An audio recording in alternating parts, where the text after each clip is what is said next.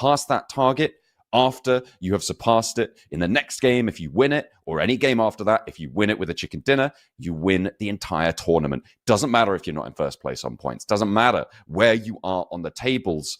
If you win with the chicken dinner after passing that boundary, you win the whole thing. And that is worth $35,000 and a ticket to the PMWC. And it really depends how far you do get into the day, really, because we could get to the fifth match, and by that point in time, if it's still as close as it currently is out for at the top of the tables, there is a world where the fifth match is won by anyone, and that just sends them straight through to the smash ruling, because the points will slowly tick up over time and reach that threshold. Right now, no one's massively far ahead. There is certainly a drop down from, I believe, 5th till 6th. But yeah, the race is certainly heating up.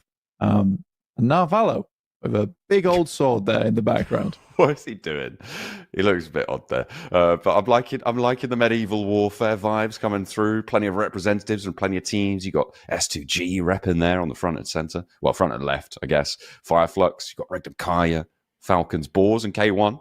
I believe these are our top 6 teams coming on through. Oh, hang on a minute. No, they're not, because Kara are in there and they're not being represented. What's going on? Who's left Kara out? Well, you know, they're kind of S2G, the old S2G, I guess, of Marceau as well as CEO later, but I guess somewhat represented because S2G's there. I mean, yeah, one Kara's of the S2G players is there, so yeah, Kelsey is there, having a good time. Yeah. But yeah, I think Loxy as well definitely deserves to be there. For Regnum Kaya has performed pretty marvelously well. And here's S2G on your screens with Sarah himself. Silas, a little bit jealous of S2G having Sarah on side. We would have liked to have him over on their team.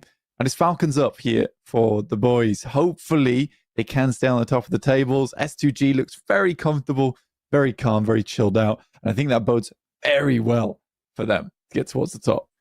Yeah, a lot of smiles coming through at the start of day 2. It's nice to see.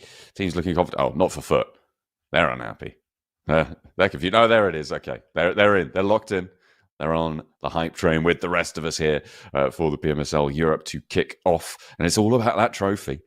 I do love the new design of these trophies. I mean, I say new. They've been around for a little bit now, but they have been looking pretty fresh. I'm enjoying them. It's been some pretty cool place overall. I think yesterday we actually ended on a bit of a banger with Ida actually winning out versus Boars on a crazy flex out coming through from Darkin over towards a small ditch and then just lobbing nades up their way.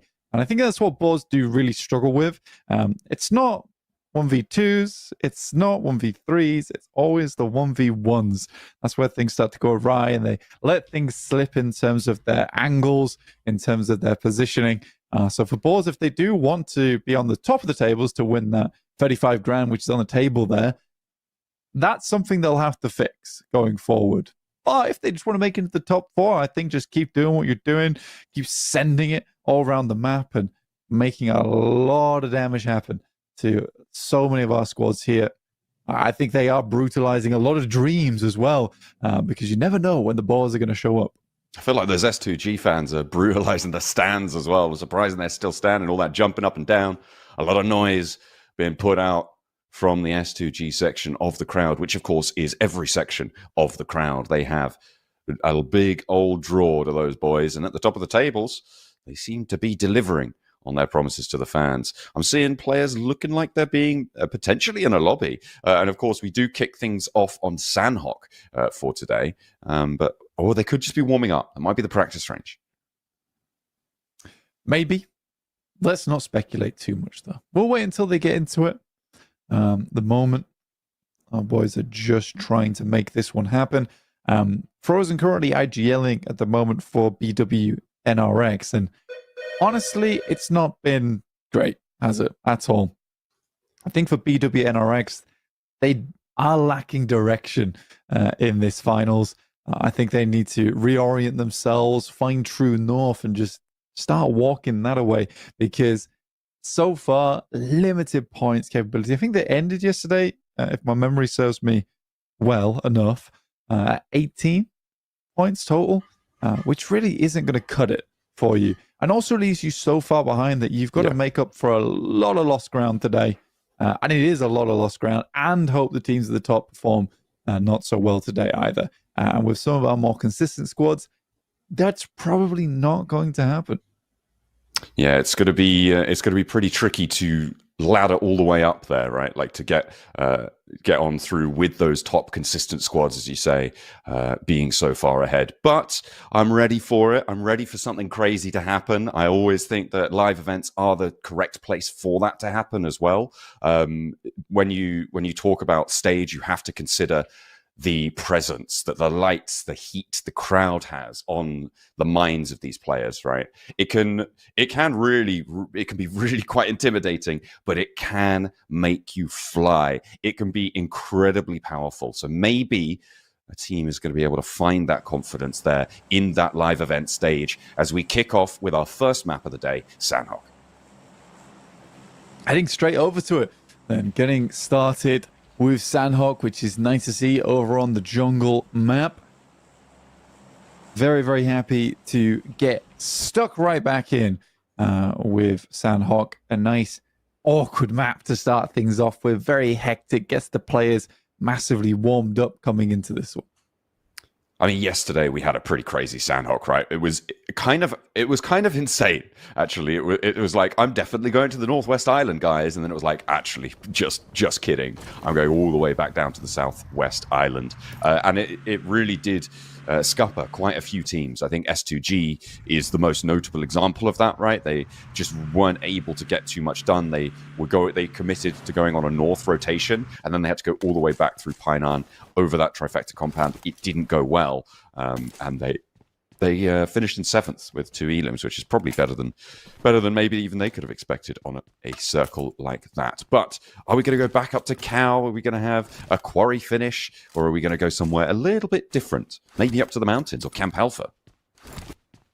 We had a south finish yesterday, which I think Falcons were quite pleased with, but it was Fenerbahce who absolutely took the cake on that one, getting a really nice compound over towards the western side. But we head back up towards S2G, who have had some of the most circle look possible here on Sandhawk for our entirety of our tournament, from league stage through knockouts, now here over in the finals itself. It's been fun to see.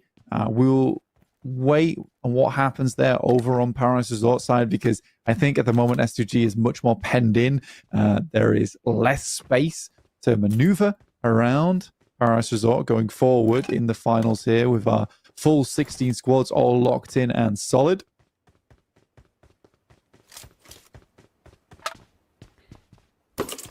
S2G setting up in Paradise Resort.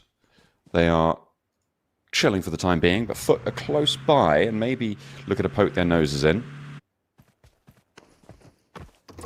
A little bit closer.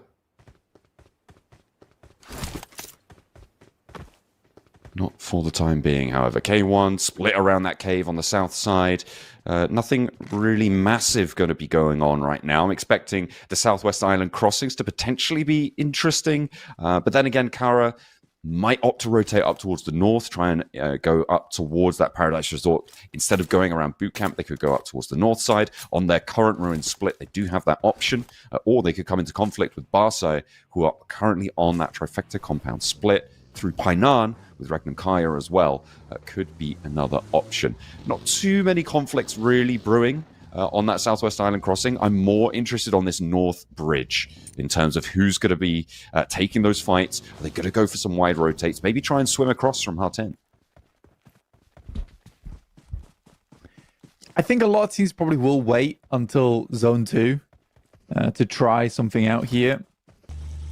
Ida over in Camp Alpha, not always the nicest of starts for them, especially when you've got to battle through Boars, who very unwilling to give up the chase on that side of the map. You'll be very, very careful when you come into conflict with them. Like Esports are sending out that outpost though early, John, in Zeptimus towards that eastern side. They stopped doing it after Thunder Talks, gave them a bit of a tough time from the south side, but now Thunder Talks are dropping over towards the northwest. It's not as of a big deal for them.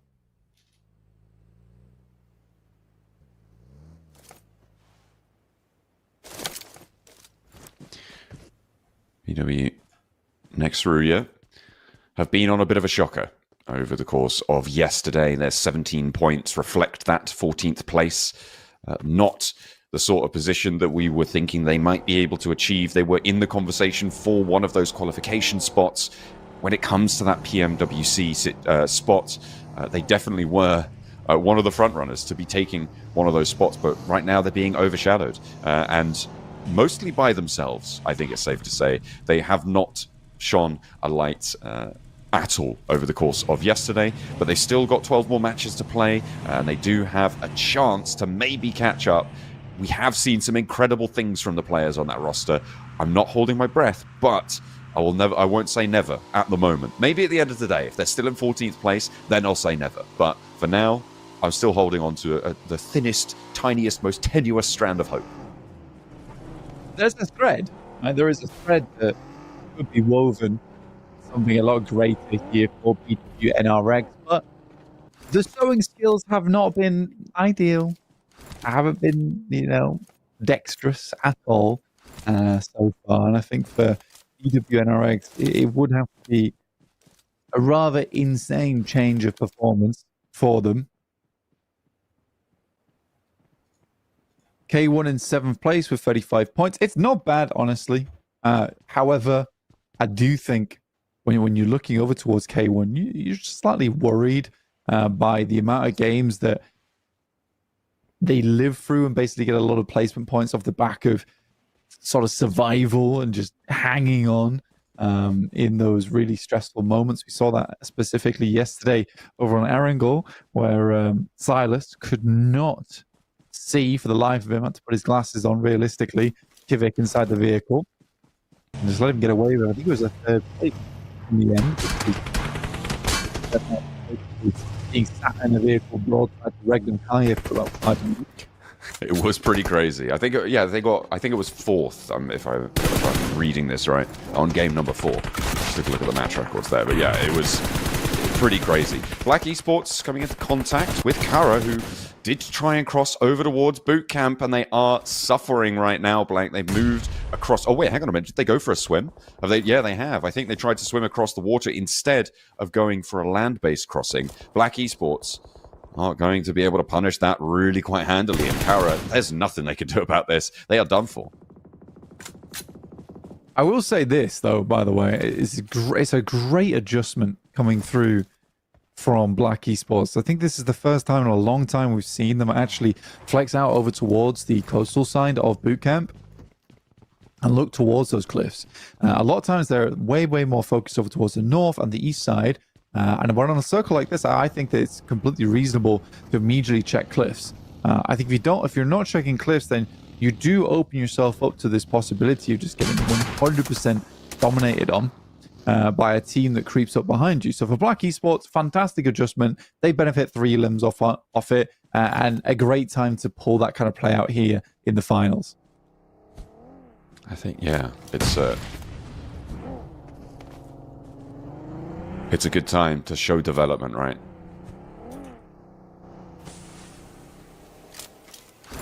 And they'll be happy to profit from that. But 13th place right now, Black Esports still have a long way to go.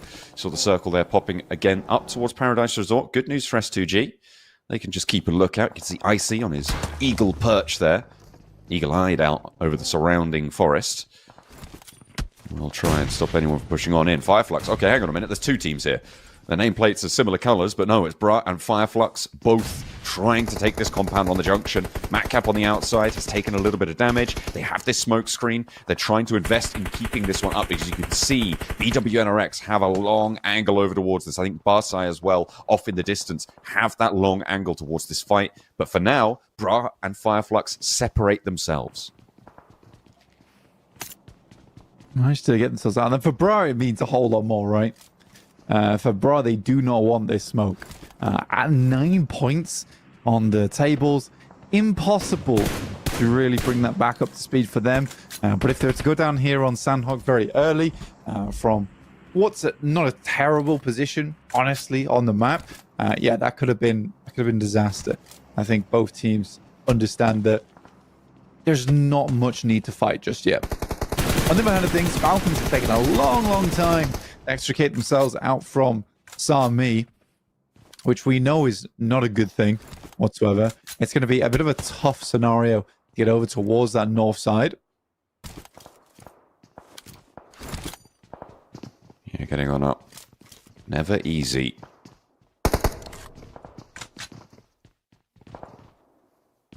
And this is a really tense standoff between these two teams, Blank. They are not happy about the living situation right now. But they will begrudgingly share it and do pretty well for it. Sara, why not? Give the guy a level 3 everything and make his life even easier. This guy has been tearing through the lobby for S2G. A bit of a terror. I mean, he survived fairly deep into one of our matches as well, I think. I think it was the first Miramar that Sara was just surviving for so long on his own. It's the game that Fireflux won, but he played it very nicely in terms of positioning as well, where he was under the purview of Fireflux, where they didn't really want to fight him, and no one really could challenge Sara because he was under the protection, let's say, of Fireflux. So it was very well organized and orchestrated for them. S2G currently playing over towards Paris Resort, and they don't really have to move from there all that much. We'll wait and see on their positioning later on in the game. But I think I'm most curious about BWNRX, who have been holding down towards the south side on the circle. We're going to get this one closing up very shortly, and we will be looking at our stage 3, seeing where that one ends up on the map, because there is quite a few places this could go. I mean, southwest down towards Boot Camp, potentially even over towards Tap Mock, but it's neither. Instead, far off towards that eastern side. And with a lot of those ragtag compounds, as well as the junction where currently Foot is playing. As you can see, there are a couple of buildings still on that junction compound near to Foot. Fireflux and Bra definitely overpopulating their junction compound in the meantime. But teams are going to start to think about crashing. Those hillsides around them are going to get really tense, and this is one of the areas where it's going to get super tense. Heating up on the southeast corner of the Paradise Resort. The Boars are crashing in. They roll around the top. Who does that? It's the Boars' signature chaos style that tears straight through Regnum Kaya like a hot knife through butter. They're happy for it as well. They're absolutely happy to do it. They are willing to give a life for that trade. Get 3 eliminations off the back of it. They're able to pick themselves up a spot around Paris Resort. Ridiculous stuff, really. Again, for Regnum Kaya, these are completely uninformed rotations and pushes coming through from Boars. I don't blame them for taking that position. I don't blame them all that much for losing that fight either, because it's not something that you ever really expect to happen in these types of games, especially in the finals. These plays are somewhat unheard of. So Boars are going to be causing a lot of mischief in these circles going forward. Foot, in my opinion, do have a strong place to play. They go over towards the junction. That's going to keep them safe for a long time. Yeah, they've got control on that junction fairly convincingly for the time being. I mean, I'm still hung up on that fight. I mean, the Boars, they roll up, they crash into the cliff, and then during the fight, 2 of them are like, let's get back in the vehicle and roll over the high ground where S2G can completely see us and just sweep through behind Regnum. Like, that is incredibly insane, what they were just able to pull off. And I'm surprised that they only lost 1 of their players in that situation. That's the final player from Kara, getting spotted, getting taken down. The Boars aren't done either, Blank. They found Kelsey. Now Icy wants a little bit of revenge. This is dangerous now, though, for a lot of our teams, because our front runners at 5th and 6th place are now out. However, all 4 of our top 4 teams are still playing and still kicking it over here in the circle, so they can increase that lead by quite a bit. Boars at 64 points is very fun to see for me. I do wonder if there will be a slip up in performance from them, or they're just going to brute force it through to the finals, which is funny to bring up brute force, because way back when, brute force was certainly a team that did this exact same kind of play in the finals. It's very hard to deal with them because they were so frustratingly aggressive a lot of times. S2G now in a bit of a precarious scenario. There are going to be multiple teams who do want to cross over on the rocky outcrops, free Paradise Resort. Play around.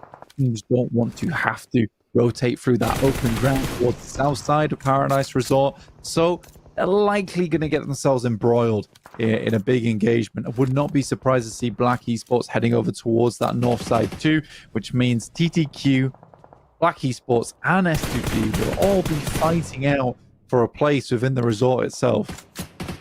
Falcons go for a decent send in blank, and they've managed to keep all four alive, but only just. You can see slivers of HP. They are very central, but quite spread on this next circle. So we'll see if they're able to maintain control. The fight between Bra and Fireflux has been bubbling under for quite a while, but I think it's about to maybe boil over. As shots start to pop off, that's Fenerbahce as well, third-partying this, looking to descend from that south side, and it will crash into the Fireflux side of the hold. Barsai also taking a lot of damage. They had to pass through PWNRX in the first place, so it makes sense. But good stuff from Black Esports, able to find Nico right off the rip here. Limited on time. 4 elims so far for them, and 4 players alive. They do need to accelerate a little bit, and S2G is here to play. Kairos goes down, as does Striker. This is looking very clean from Black Esports so far.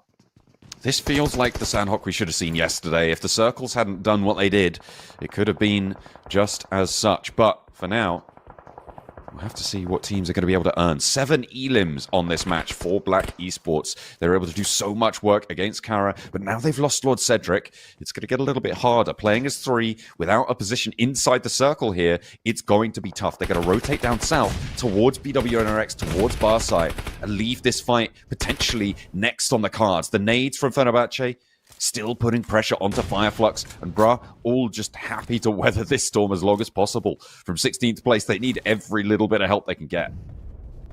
Yeah, they need to squeeze here. Falcons, ridiculously impressive push, by the way. I don't know how they've made it towards this position. They were out in the blue for such a long time. Getting to where they are at the moment is just unbelievable. They spent so much time down towards Sami, but they made that time count. There's been a lot of resources invested. Fenerbahce will move in and Fireflux gets eliminated. So one of our top 4 teams finally hits ground.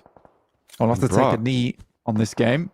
On 3 players down right now for Bra. Fenerbahce have to slow because they've lost 2 at the moment. They're looking for those reses, and they should be seeing those reses come through across the road. If they'd have just gone one step further, they might have been able to close that fight down fully, conclude that engagement, because the circle comes in and it cuts them out. S2G having to wade into this fight now. They will be pushed out. They will.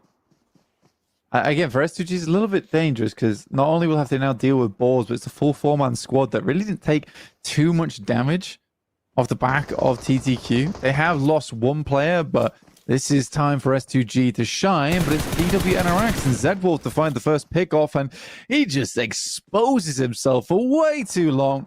Easy headshot for S2G.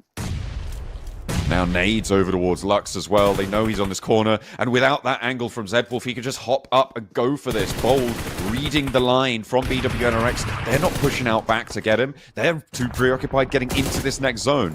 That feels like a little bit of a read coming through from S2G, and I like it. They do profit from it, and they're going to do well. Oh, Bra didn't manage to keep those reses up for too long there as Fenerbahce now bearing down upon them. Brazy swept aside, but it's his teammates who put the final nail in the coffin for Bra. They are eliminated with 4 elims, but they will go out in 9th. Fenerbahce profit off that ridiculously, though.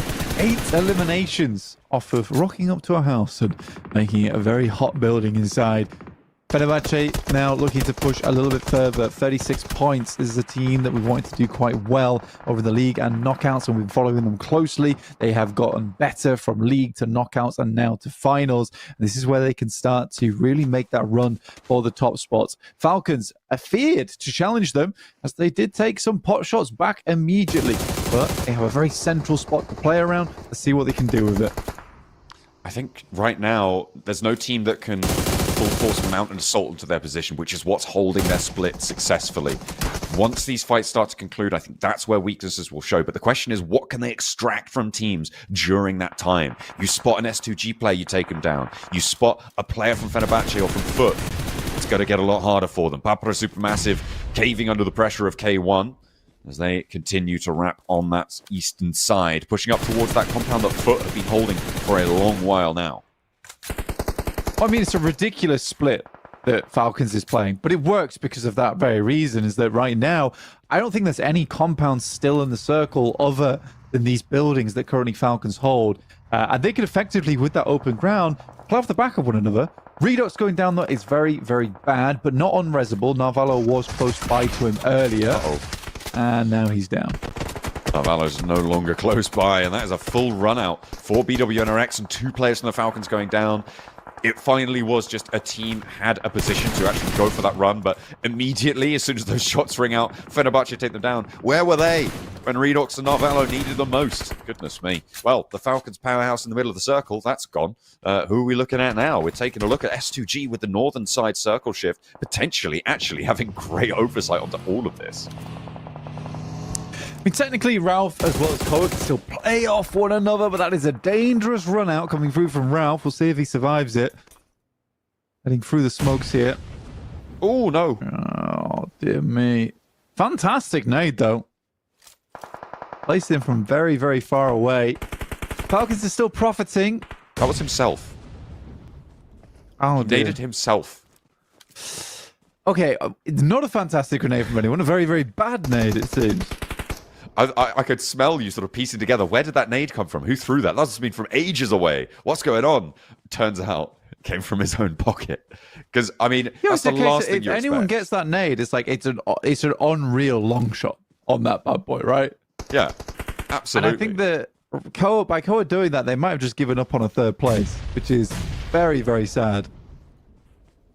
Yeah, like, I don't understand how you could be doing that at this level. It's just not an acceptable misplay. Ralph now trying to puff out and be as big as he can, bold as brass in the face of 4 players, two players from S2G, actually, to be fair, on this angle. A nice step out there to evade the nade and does some damage to Icy. Calci and Icy both falling back here. That might give Ralph the time to run across to Koa. Maybe. We'll wait and see. For S2G, they do have bigger fish to fry in the circle. Ralph is able to get over the top side. Stun grenade thrown will keep him disorientated. Now they know they need to clean these players out. With them holding the southern edge of the circle, yeah, very, very tough scenario now. They are committing to the res, though. Now, where is the rest of the players? I think they currently have a safe-ish location for the Falcons to go for these res, and they do get it through. So there's now 2 players for the Falcons on side. And hopefully K1 goes down, then Falcons can get themselves a ladder. But like you say, it really is not an acceptable misplay coming through from Koa. Calci pretending not to exist. Yeah, he's in the naughty corner right now. He deserves to suffer the consequences. But 4s are still in the play, and they will lighten up from the sidelines. That is a 3rd place guaranteed. In the meantime, it's going to get harder and harder. But Ralph and Koa start to resurge. He's given it as good as he gave to himself. Goodness me, he's tearing through him. But finally spotted from the distance. Sara now with the auto shotty, pushing up close. The Boars are still alive with one of their players on the far side. More healing to be done, and S2G look for the reses as Havlik falls as well on the sidelines. That is a very, very good play there from Hamzy. I mean, he knows he has to flush those players out and can't allow them to have too much free reign. Now it's all up to Ralph, and it's 1v2. Icy's quite low, but can he make it happen? No, it's not meant to be. An S2G clinching out. What would happen if Cole was alive for a little bit longer there, John, and he'd not eaten his own nade because he was just a bit hungry? I mean, they get 2nd place either way, but it's S2G who rouse the crowd. They can't hear him. They've got to go louder. Sara basking in the victory there. To be fair, not spectacular from them, right? It got a little bit hairy towards the end. They played Paradise Resort well. They didn't have to go very far on this match, but they did earn that chicken dinner. They fought through it, and they played that one nicely towards the end. Assisted by Koa, of course, and his own hubris, I'll say, to explode himself. Say, you know what? I actually don't need my health bar. I'll take you on anyway. 2v4. It very much felt like an incident of Koa just deciding that he wanted to retire from that match early, and Ralph was saying, no, you are going to play out the rest of this game, whether you like it or not. And they didn't do too badly, honestly. Keeping themselves alive long enough to get themselves that second place was absolutely ginormous. You look at Ralph as well, and I think he had a pretty phenomenal performance there to stay alive. Really, really risky play to go for, to actually run out towards the side of the rock into full broadside of S2G, but that's the only play.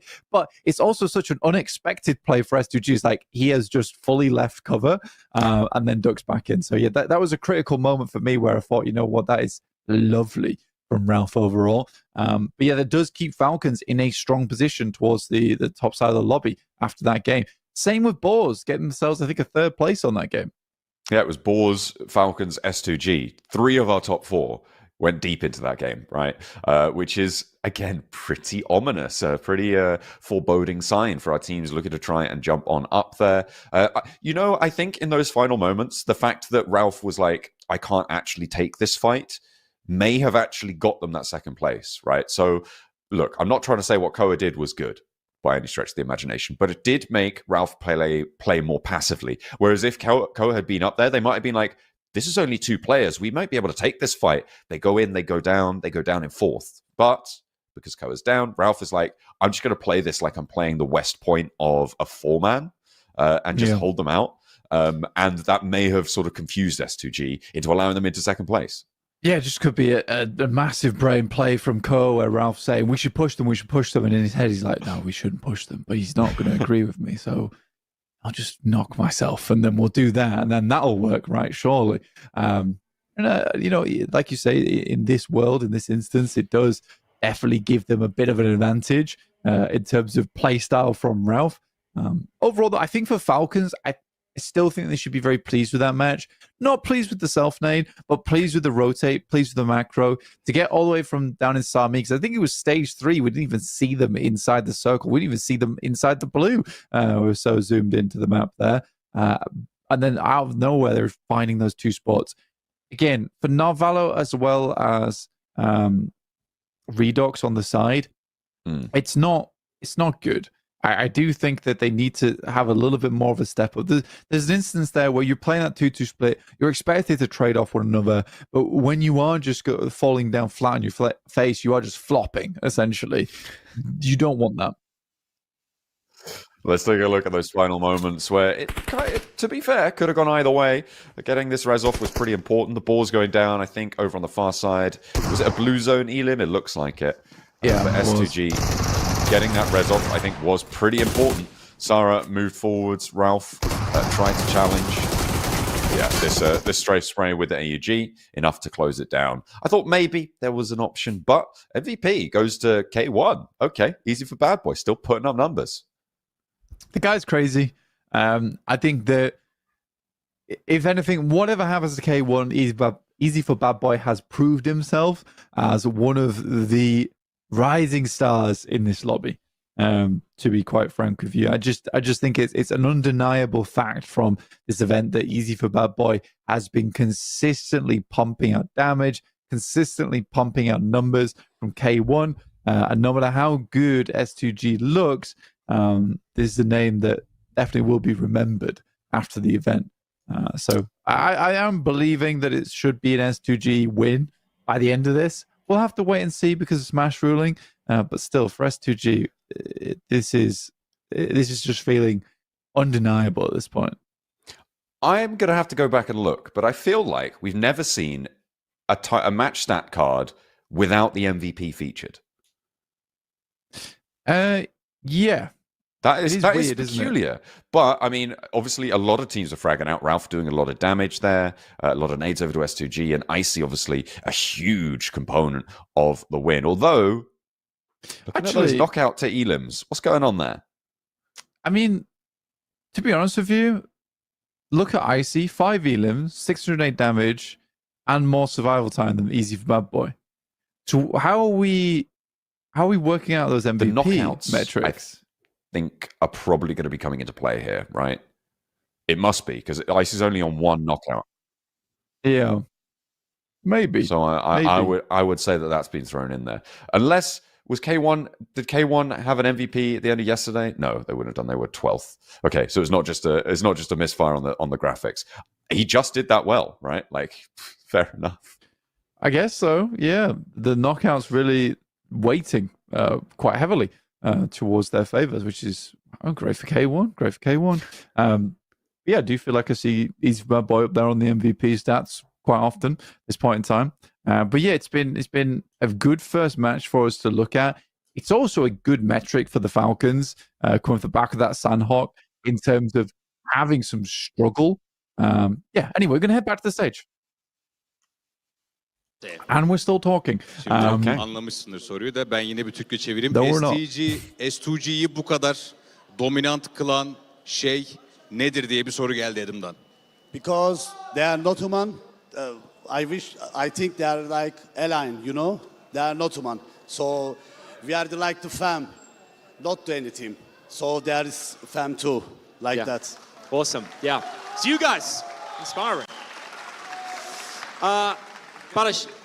Şey dedim, yani bizimkiler insan değil, uzaylı olduğunu düşünüyorum. Biz bir takım değiliz ve bir aileyiz. Taraftarlar da öyle, o yüzden böyle domine ediyoruz dedim. I love it, indeed.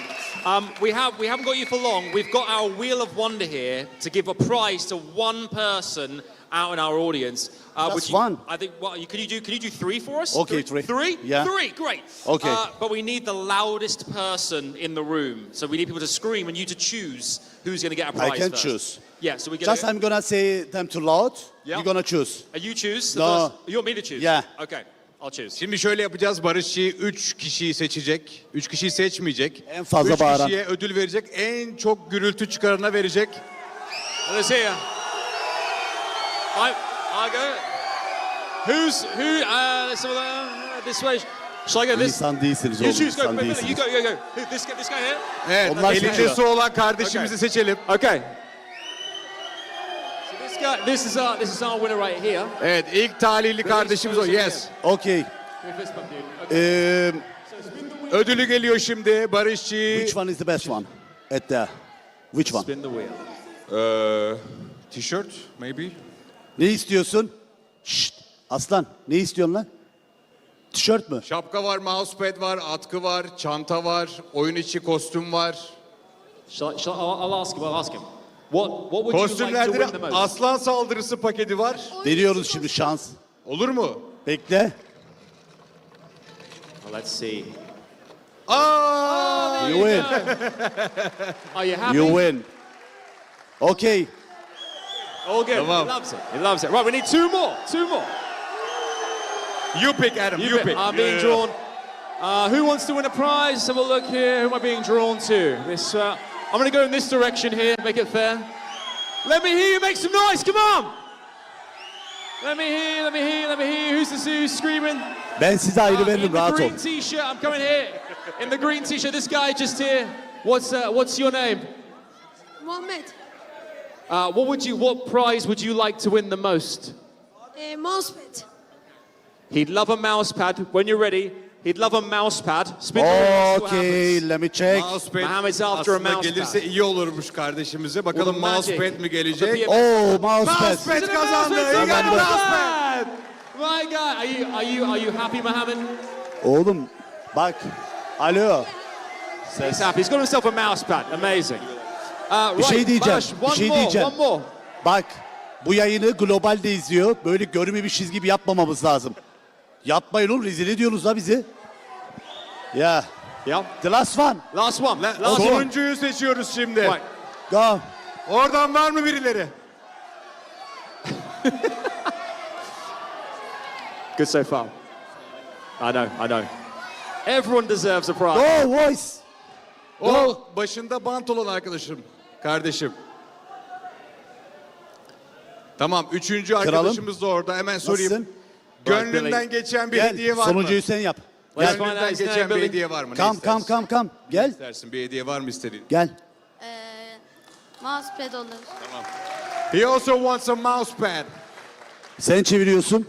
Ben mousepad'de tutacağım. Yaklaşabilecek mi? Yardım edeyim mi? Okey. Hadi. Aman düşme, dikkat et. You're spinning the wheel for us. Here we go. God. Let's go, let's go. Where's it going to land? The mouse pad! Let's go! Mousepad sana gitti. The mousepad. Thank you very much. That's awesome. Teşekkür ederim şarkı çevirdiğin için. Ben herkese teşekkür etmek istiyorum bu arada. Thanks for everyone for supporting. Söylemeyeyim ya. Ayıp bir şey söyleyecektim. Unuttum. Kendi canlı yayınımı zannettim. Yapma. Sen değil, sen bitir. Barışçı'ya tekrar teşekkür ediyoruz. S2G'ye de başarılar diliyoruz. Hediyelerimiz devam edecek. Thank you so much. O yüzden tekrar You're maç welcome. Thanks so much, arasında buddy. bir yere Thank you. ayrılmayın diye Thank you so hatırlatalım. much. Thank you. Thank you Barışçı. Teşekkürler. And Good luck for thank the you so tournament. much. Thank you so much to Badashi. And thank you guys so much. That was fun. More prizes later, I guess. Yeah, There we go. They're just throwing out mouse pads. Everybody wants a mouse pad. What's going on? You know, no love I know. for no love for any other option. I know no one wants the Turkish delights. Disgraceful, really. I think that I would quite like the sweeties personally. Yeah. Don't mess with a man's bonbons. Is what I always like to say. You do say that a lot, actually. I hadn't noticed until you mentioned it, but yeah, no, you do. You're always going on about it. But yeah, we've been dishing out the goodies there. So if you're live in the venue, if you're live in the venue, what are you doing watching this? You've got the big screens to be getting on with. But yeah, if you're live in the venue, you're getting those goodies. Hopefully, our teams will be getting plenty of goodies as well. They are looking for that top spot. They've already been allowed to use the Infinix GT30 Pro though, so that's pretty much as good as it gets. I think also the fact that they've earned some money as well, John, potentially. You know, there's some goodies. Infinix GT30 Pro is better. There's some goodies in the monies that they're picking up as they go along from league stage, knockout stage, and then guaranteed here over the finals, no matter where you place.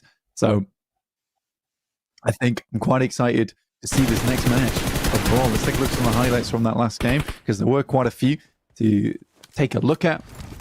Some good mollies throughout this entire game as well. Some fun ones. I particularly enjoyed the 4-man molly over from Fenerbahce right here. Thank you so much. Easily done. And just one BBS required in terms of the shot. I think when we look at BW NRX, though, extremely disappointing. I'm sort of kind of, I don't know what's happened to that team. I really don't know what's happened. So are we staying together for the kids? Is that what's going on with that team? Or do we need to disband? Yeah. I mean, kind of fair. 7 elims, though, they were able to find during that match. I mean, they positioned themselves they were positioned in a place to get involved in a lot of fighting. The final event that they were involved in was 4-man pushing onto the 2-man point of Falcons, and then afterwards immediately evaporating as everyone around them took shots out their way. 20 points for S2G. The Falcons only able to get 10 on that match despite getting second place. I think it's okay. Just in terms of point scoring. Again, when I talk about BWNRX, I don't really want them to disband. I would like them to do a lot better. I think as a team in general, each individual player very strong. And in the past, that team was indomitable, like very, very good. Really running a lot of these lobbies. You come here, and the only other answer and conclusion I can come to is that previous seasons that they've played in, the teams just haven't been that good, and that this is just a really stacked lobby, and BWNRX are significantly struggling within it.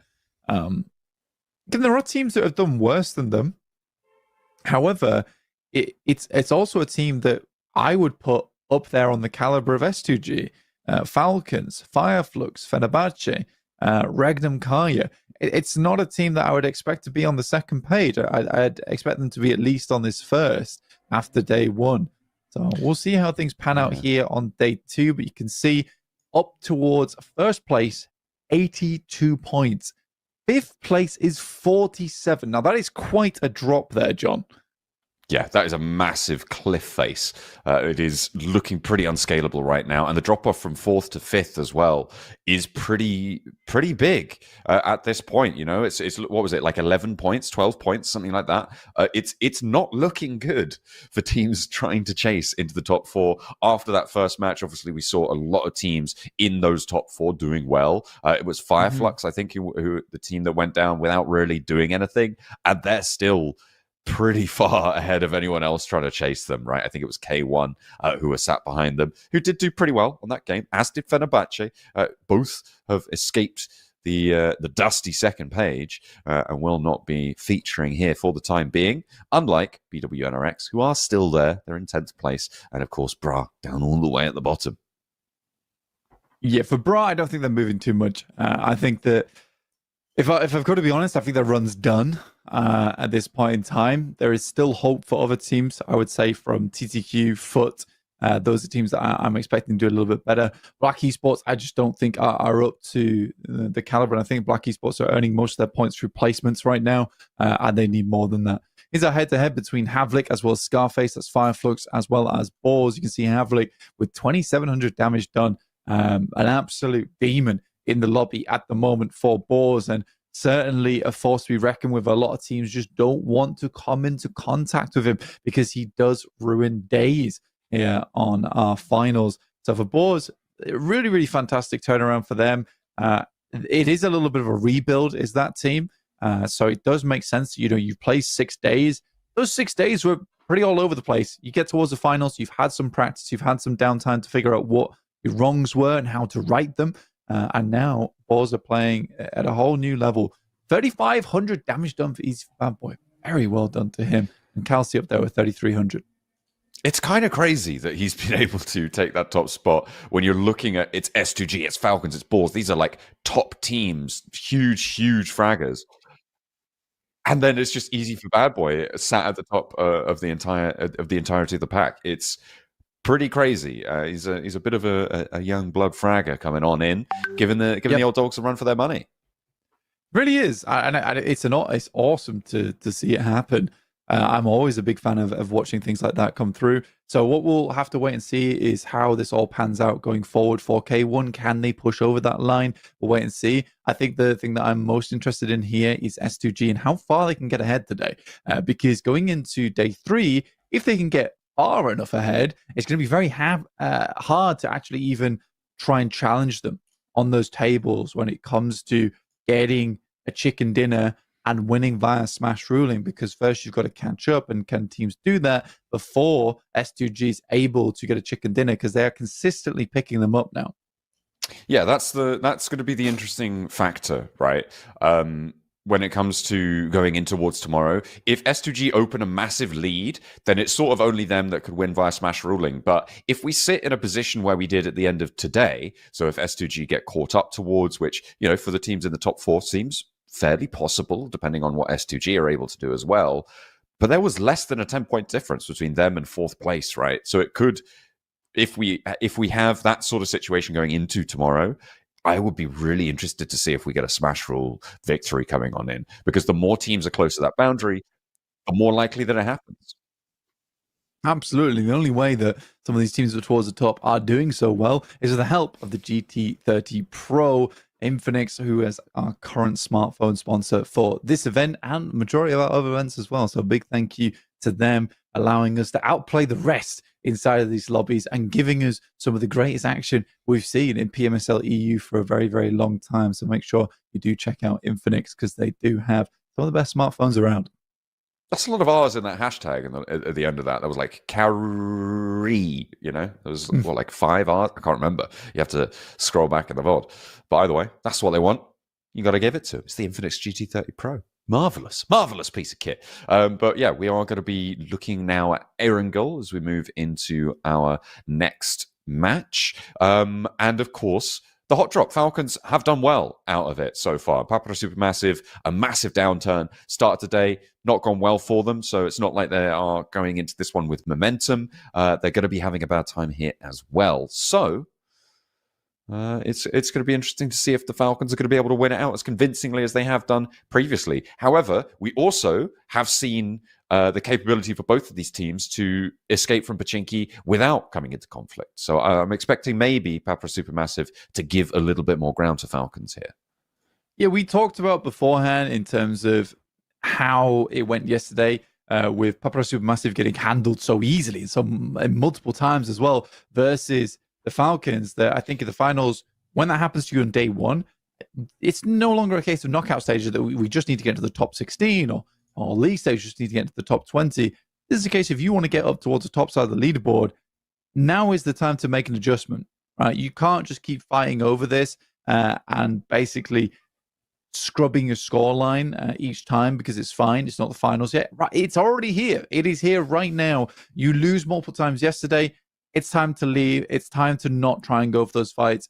And I think there are multiple places on the map where Papra Supermassive could end up, but they're just not picking up those spots here. And it's very stubborn behavior, and I think it has hurt them massively in the long run here in this tournament.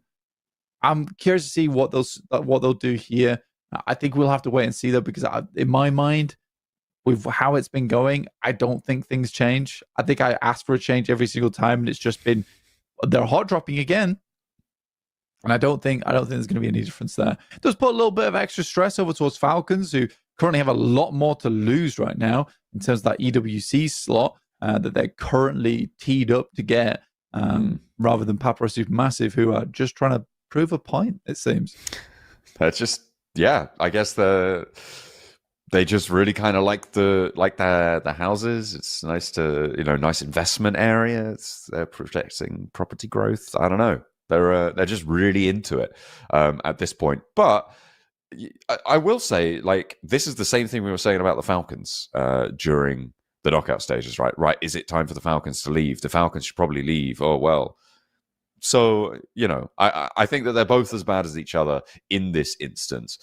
Maybe with the Falcons having slightly more of an excuse, but it's sort of, 6 of one, half a dozen of the other. It feels sort of a comparable situation for both of them. Yeah, absolutely. There are things that both teams could improve on still, but this is one of them that we'll just have to wait and take a look at when it comes through. We are just waiting for Arangel to start, which I believe is getting set up there in the background whilst the players are moseying around. But we are going to head into it right now. Look at that. He was on the money. He knew exactly what was going on, because we are heading into Erangel for match 2, day 2 here at the PMSL Europe, and the plane path looks to be going fairly south on this one. We're coming in from the west coast near Gatka over towards Sosnovka on the southeast side. Over towards Novo at the other end of Sosnovka on the southeast side. As teams are going to start to drop out. Difficult to get to areas like Yasnaya, maybe Severny a little bit far afield for some of these teams. Maybe some vehicle drops around Gatka could be contested. We saw what Zedwolf was nearly able to do yesterday against K1 with an out but a knife and a little bit of a scrap over in the garages. Yeah, BWNRX do like to take a little bit of a split drop, and you usually do want to go for a split drop, especially if you're dropping around Ferry Pier, as it is quite a dip down towards the beachhead, that you don't want to be losing a lot of that important information over towards that north side. I don't particularly think that Zedwolf should be that scout, though. I think, honestly, that role should be in Frozen's hands, and it looks like that's the case here, with Zedwolf being able to loop comfortably over towards Yellows. I think losing Zedwolf is really creates this performance which is not good for BWNRX, because he's sort of required in a lot of these fights to clinch it out. Wait, hang on a minute. This is Papra Supermassive, but not Bra. Yeah, so it has happened. Oh my goodness. But they're still in a hot drop. Yeah, they are. I mean, sort of created because of the fact that the plane path was so far down towards the south, so not ideal. But if there's anyone you're going to hot drop, fair play at being Brown. Now that seems like a team that I would be much more comfortable with Papra Supermassive hot dropping over towards, and Falcons finally get what we like to call peace and quiet over towards Pachinki. Finally, the adjustment comes on through. You're right, and they're wondering, what the hell has just happened? Where are they? We know they're here somewhere. You've got to imagine they are pretty cautious. And you can see this is a lot of vehicles being used very early on. And this is what happens when you get these southwest plane paths. He does roll. Goodness me. inserted itself into my sentence before I could even think. But everyone's going to have to get on the road, get these vehicles, and try and get far afield as fast as possible to get to these loot locations, especially with the circle being out on the east side of the island. Teams are going to have a lot more motivation to get out to the east early. A circle being over, it's quite cruel. It is quite cruel. Teams that they drop late on the circle are going to have a good time. Boars are bullying Regnum Kaya. They bullied them last game. They're bullying them again now. Another player being lost and another point added to the tally. They're at 71 now for Boars. If I am being honest, it's not the team I personally would have liked to see go over towards EWC. I think they will have deserved it off the back of this run, but genuinely, I don't think their playstyle works at an international level.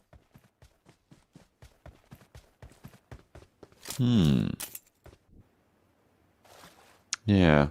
Well, I mean, the question is, what are your goals, right? Like, are you trying to lock in and just get to that world stage, or are you trying to do well on that world stage, right? Like, you can play a regional play style that works well in your regional meta, and be satisfied with that. And I think fair enough, right? It's not unreasonable to be satisfied with that. Even I think if you they would can't go as far as potentially a team that plays on a more global scale, like your S2G kind of play style, right? With that experience they got on board, you may be expecting not to get too far there, but you're happy to be a champion of the region. And I mean, fair enough. Exactly. I think if I would predict them not to do great at EWC if they make it, which is looking more and more likely as time goes on. Okay. But this is kind of a newly formed roster. There's a lot of well-known names on that roster, at least. But, like you say, just getting an EWC slot in the first place, that's kind of a big achievement. And if it's working right now, why change it? It might be something I'll have to look at as we get through to the 25th of July. But right now, it is working very well. I think there's a lot of cautious play inside this lobby, and Boars is bringing a little bit more of that old school EU action to the table, which I personally, I do really enjoy it. I'm between worlds on it, really. That's the issue. I think there is also the potential that it will just do really well at the global stage as well. Like, maybe you wouldn't expect it to, but it's like playing chess against a pigeon, right? Like, you can play all these great moves, but in the end, they're just going to strut all over the board and pretend like they won anyway. And how do you play against that, Well, if I was to go a step further, I'll tell you exactly how you play against it. Is that Boars makes a crazy play. It works against one team. One team will be very unhappy about that, but there will be instantaneous response from other squads inside the lobby. Because at an international level, a lot of teams realize that every single point counts. So if you're going to go for a crazy play, you better be prepared for a team third party. Yeah, that is true. That is true. Right, that is the main kryptonite of this crazy play style is third parties. If you roll into too many of them, so maybe but it's working. It's working right now, and you can see that it's working purely because Havlik, Pusher, Tulika, all incredible fraggers. Cause is a really nice addition as well, to be honest with you. But they're incredible fraggers across the board. I wouldn't dare to say otherwise. I think that would be disingenuous of me. Because there is no third parties, because teams are so preoccupied with their positioning of where they're going to go, Boars have this very easy scenario where I don't think there's anyone in this lobby other than maybe S2G that they're worried about fighting, which gives them massive free reign. Just be like, okay, you have a position there, we're just going to drive by, and that'll be an easy approach for us. We'll win that fight 9 times out of 10, get a new strong position. So basically for Boars inside this lobby, the big positive for them is there are no walls in front of them that they can't break through. There's a potential to earn a lot of money, I think, if you're a construction company, because the Boars do like to smash through walls if they can. Need a lot of rebuilding. Try and get the contracts for that one. But for now, they're in second place. They're in the blue zone, trying to get on in. Have to figure out where they want to go on through. Where have they been coming from? Where are they coming from on this circle that they're in the blue zone? They're coming from box compound, so it is a bit more of... I think what they're doing is a wide wrap over towards Severny. But we'll wait and see. Yeah, that next circle just about to pop in 2 seconds' time. No one losing more than a player at the moment. A hard south shift on this circle. This is pretty nasty. Pushes people to that coastline, to that area around Shelter, around Farm and Milter. You can see T2Q currently holding that roadblock. BWNRX should be in a good spot here. Carrot coming into conflict as well in the meantime for that hillside compound. It looks like they're doing okay, but they have lost Marceau.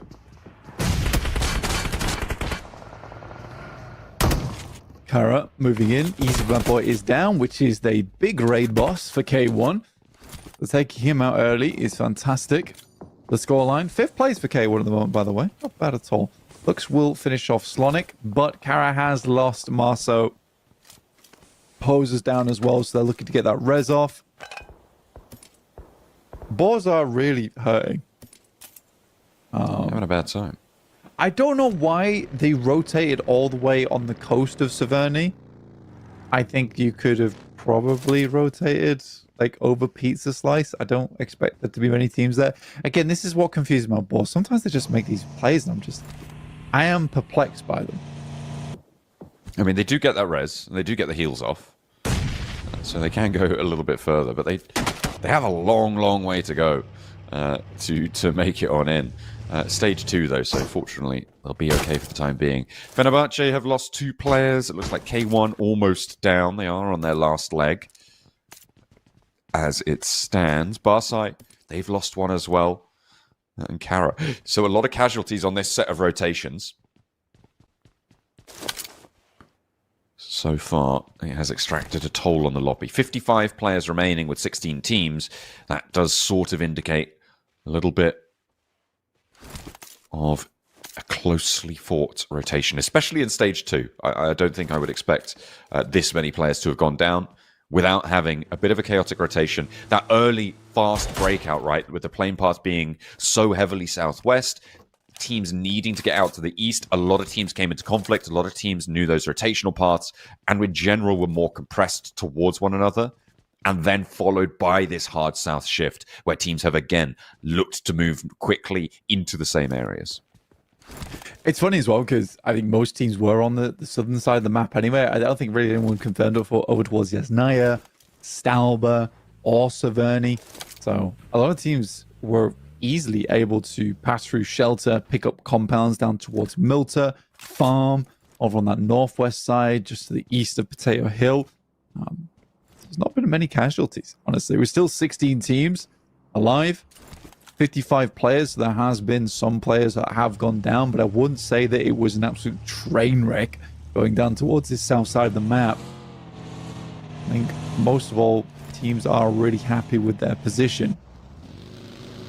And where are Boars? That's my question. I have a feeling that they went...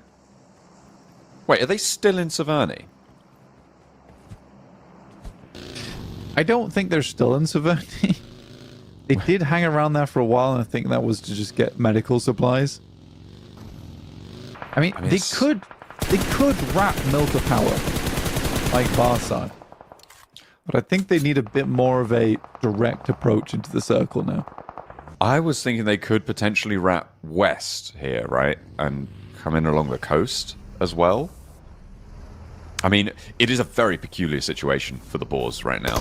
They have got the meds on board. Thundertalk close to S2G, and at the moment, S2G a bit split. You can see Sarah is away from the rest of the roster. Thundertalk, they've been holding this position for a while as well, but seemingly the west side of it, not a concern, as they've allowed S2G to roll up, or have given ground to them, and allowed this fight to start to pop off. They are, yeah, they're They're not even going to contest this one. They're going to allow 3 players from S2G to sit in this building whilst they take shots at them.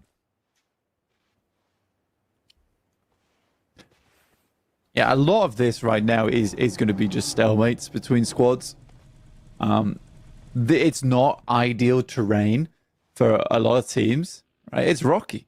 It's not fun. It's not fun in this area at all. So most teams are just going to chill out, relax, pull out the pina coladas, and just hold steady. Because there is no point in trying to gain ground here unless you're absolutely on the outside until a big circle shift comes through. And then you can try and find a better scenario, a better position on the map to work with. I think you hit the nail on the head there with we're seeing a circle of stalemates at this stage. With so many teams as well diminished in numbers, not too many teams are going to be going for these full crashes, right? And especially with the Boars doing God knows what. Oh, they're out the blue. I think they come in from the north side, so we'll see where they end up there as well. So maybe the Boars could break some of these stalemates, but we're going to see teams like Barsai, right? They're on 3 players. Interesting decision actually to scout down here towards Milter. With the circle as it is, not really focusing at all on there. I'm surprised to see Merciless go out this way. Barsai made a big old wrap over towards the eastern side. Boars are going to go for something a little bit more conventional, just come in from the north. If for Barsai, it hasn't been fun for them as well. They're on 19 points. I think they have been somewhat struggling. Areas on the map are no longer as open as they used to be, and I think Barsai got away with a lot just purely off central positioning, and that's not the case anymore. Most teams have realized that most teams are just playing a very central position.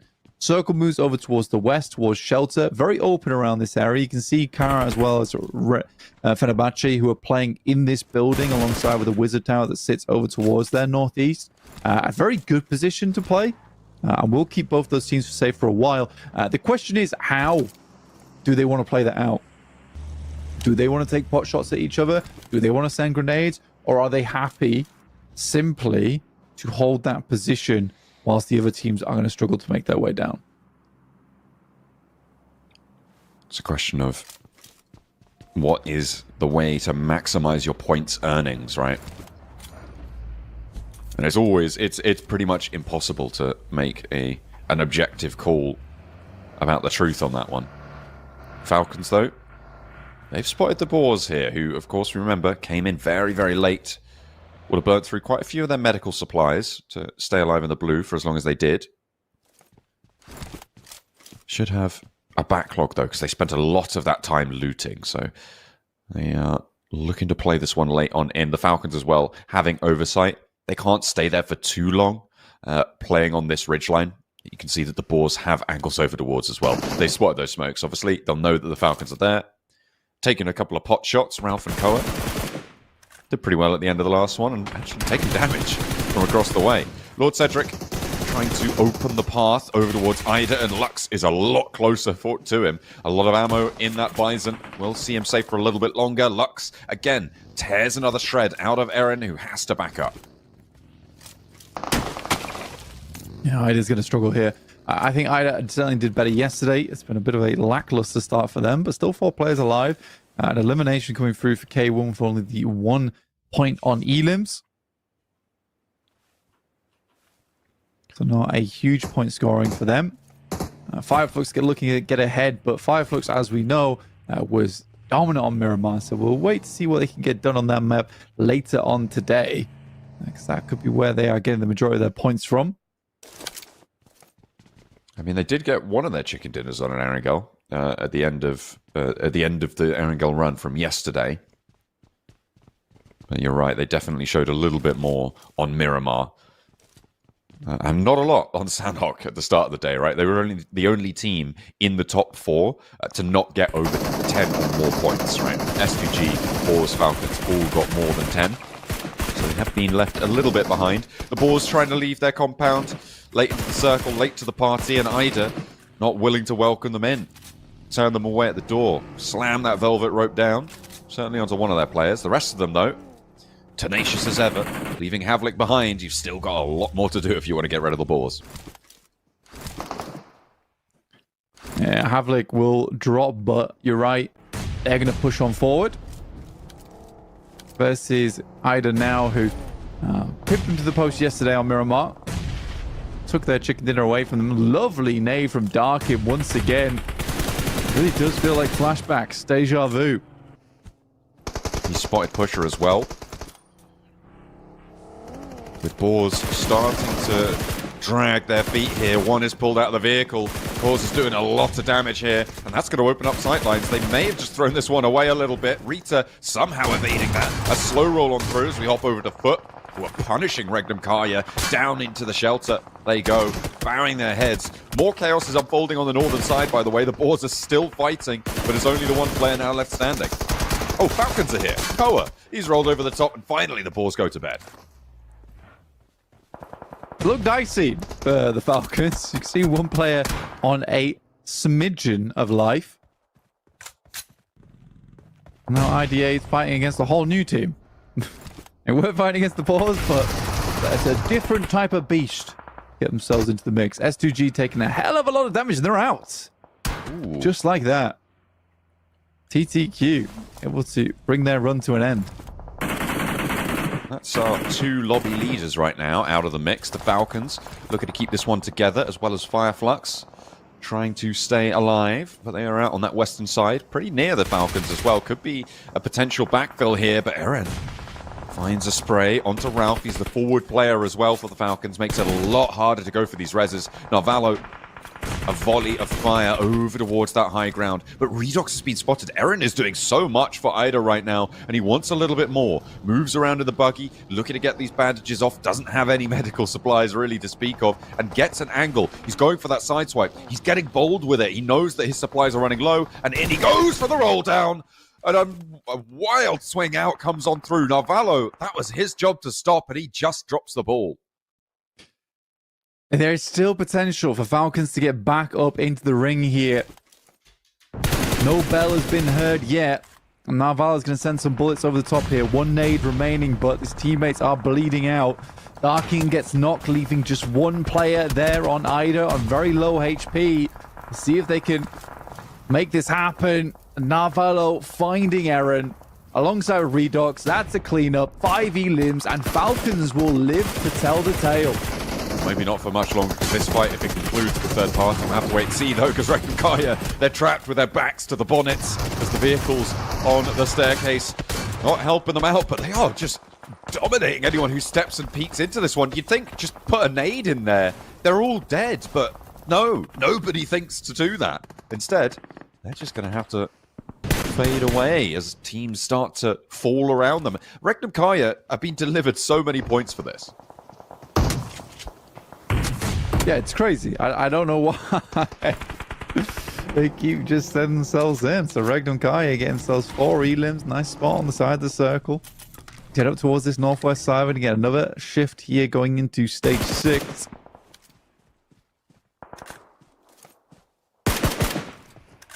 Right now, there is a 20-point difference between third place and fifth place. The Falcons on 69, which is, of course, nice to be on, but Fireflux on 59 and Regnum Kaya on 49, which is a massive step drop-off on these tables, right? And it shows you how far ahead our leaders are at this stage. We talked yesterday about what we're expecting in terms of averages per day if you want to be in the top 4.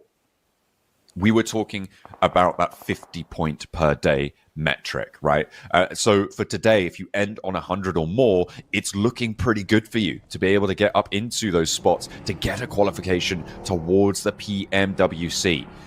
S2G are pretty close to that already. After only 2 matches, they're on 86. But we're looking at Fireflux currently on 59 and Regnum Kaya trying to get as much done as they can here to jump up past that 50-point boundary that they should have earned on the first day. It's fair enough to say. But not everyone was given that opportunity. I'm going to say one thing. Kara, definitely impressive, right? I think despite everything, you know, struggling here and there, getting themselves up towards 44 points now. I think there's a real possibility for this team in the future. Regnum Kaya, though, 49. Almost there. They are almost there. So, see if they can make it on this game. they're a team that we were confident we were going to make it into the top 4.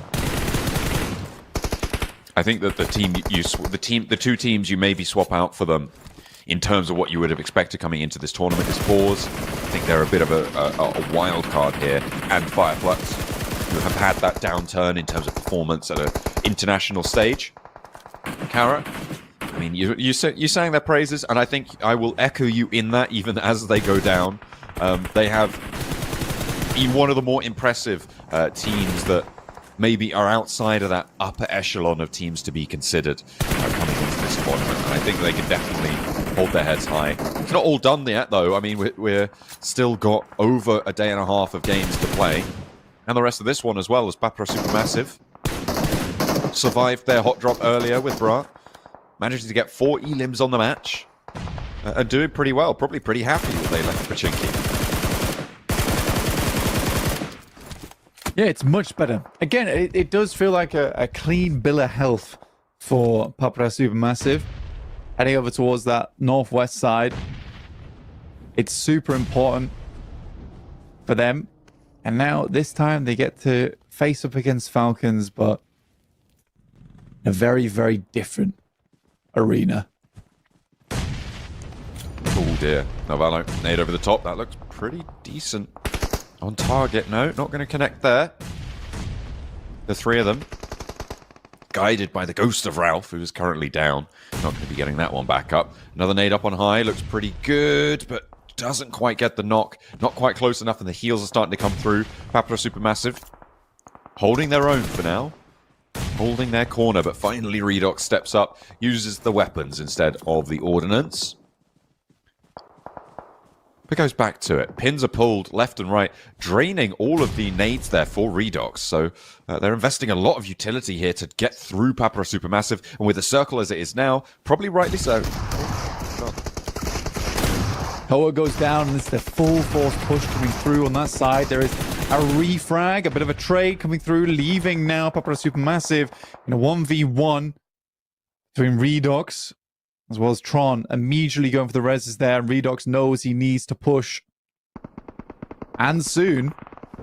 But remember those nades, Blank. He used them all in that earlier set of engagement. Falcons, he's running down for those reses. Navallo immediately crawling back. Lost is looking for the heal. Papra Supermassive will be back up to full force. We're going to tune in now with Fireflux rolling down towards the south, towards the garage here, and onto the position held by the remaining players of Bra. They lost one early game, but since then, they have survived. Underarm with the nades, trying to burn out these locations and looking good with the nades on the sidelines as well. Finding Gabri, BWNRX across the way, wanted to get involved. Another nade posted in, could change things as well. Bounce off the high window, not going to be able to connect the damage though. In the meantime, Papra Supermassive were able to finish up versus the Falcons, leaving on 70 points this game. Ketch with Pompey decides against it. Some of his players outside does drop. Oh dear, Fireflux. They're on their last player now. This roll down not been super successful, unfortunately. They will look for the reses and find the first, but they still have one more player down. They want to try their best to keep that one going, but unfortunately Papra Supermassive are going to start to take shots out this way.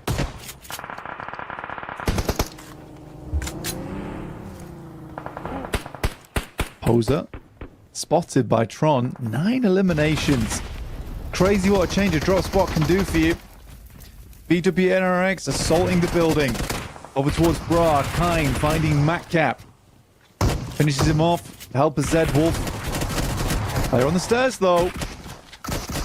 Oh, around the side. Frozen being out already leaves them at 3 players for BW. Next, Ruya. And they have got Bra isolated upstairs. Papra Supermassive as well. I mean, they're looking pretty good on this northern side, Blank. They do lose a player, though, which is unfortunate. Concluding this fight for BWNRX would be massive, but they still have yet to get through it. I'm liking this position as we do hop over to them. I feel like it would only be vindication, mainly for you, I think, if Papra Supermassive end up winning this one out. They've adjusted their drop spot. They get a decent start to the game, and they can get off the mark here if they can find the fight against Regnum Kaya, who've been hiding in the bunkers for a while. Toshbek, though, turns his back, and that is unwise. Wild is the next to fall, and Loxy wondering why they just did that. Very clean coming through from the boys on Papra Supermassive. With the 10 eliminations, and yeah, vindication, 100% is what I'm looking for here. I mean, even if they go down in second place, I'd be happy with it. But this also should have happened a lot sooner. Because Papra Supermassive is not a bad team. I don't think they're a 15th place team at all, and I think most players earlier on in the power rankings would agree with that. But it's just there's been the fervent behavior to stay in Pachinki. It just has not worked out, and that's Regnum Kaya biting the dust in 4th place, leaving EWNRX, Bra, as well as Papra Supermassive over on the high ground. 3 teams remaining. I mean, Papra Supermassive should have this completely on lock at this stage, right? They have the center of the circle. They have all of this open ground covered off. BWNRX trapped in this building now with Bra trying to hide on the upstairs. The next zone closes dead center. I feel like at this point, Papra Supermassive would have to do a lot of work to lose this one, but maybe they'll find the nerves get to them. They think, we've gotten into this final circle in Pachinki. Sorry, not in Pachinki, rather, after dropping somewhere else. This is our chance to show it. And they've got the high ground. They've got the cover. They've got everything. And look at the run out here. There is nothing to play, no matter how this fight concludes. Bra looking to try and take the fight down the stairs, and they actually do pretty well. And they take them all the way down. Goodness me, Rolex and Quantum play it beautifully on the inside. Neither of them fall either. There is some furious faces over there on BWNRX, and I do not blame them. Losing against the 16th place team, when they have the man advantage, you would be mad. Absolutely.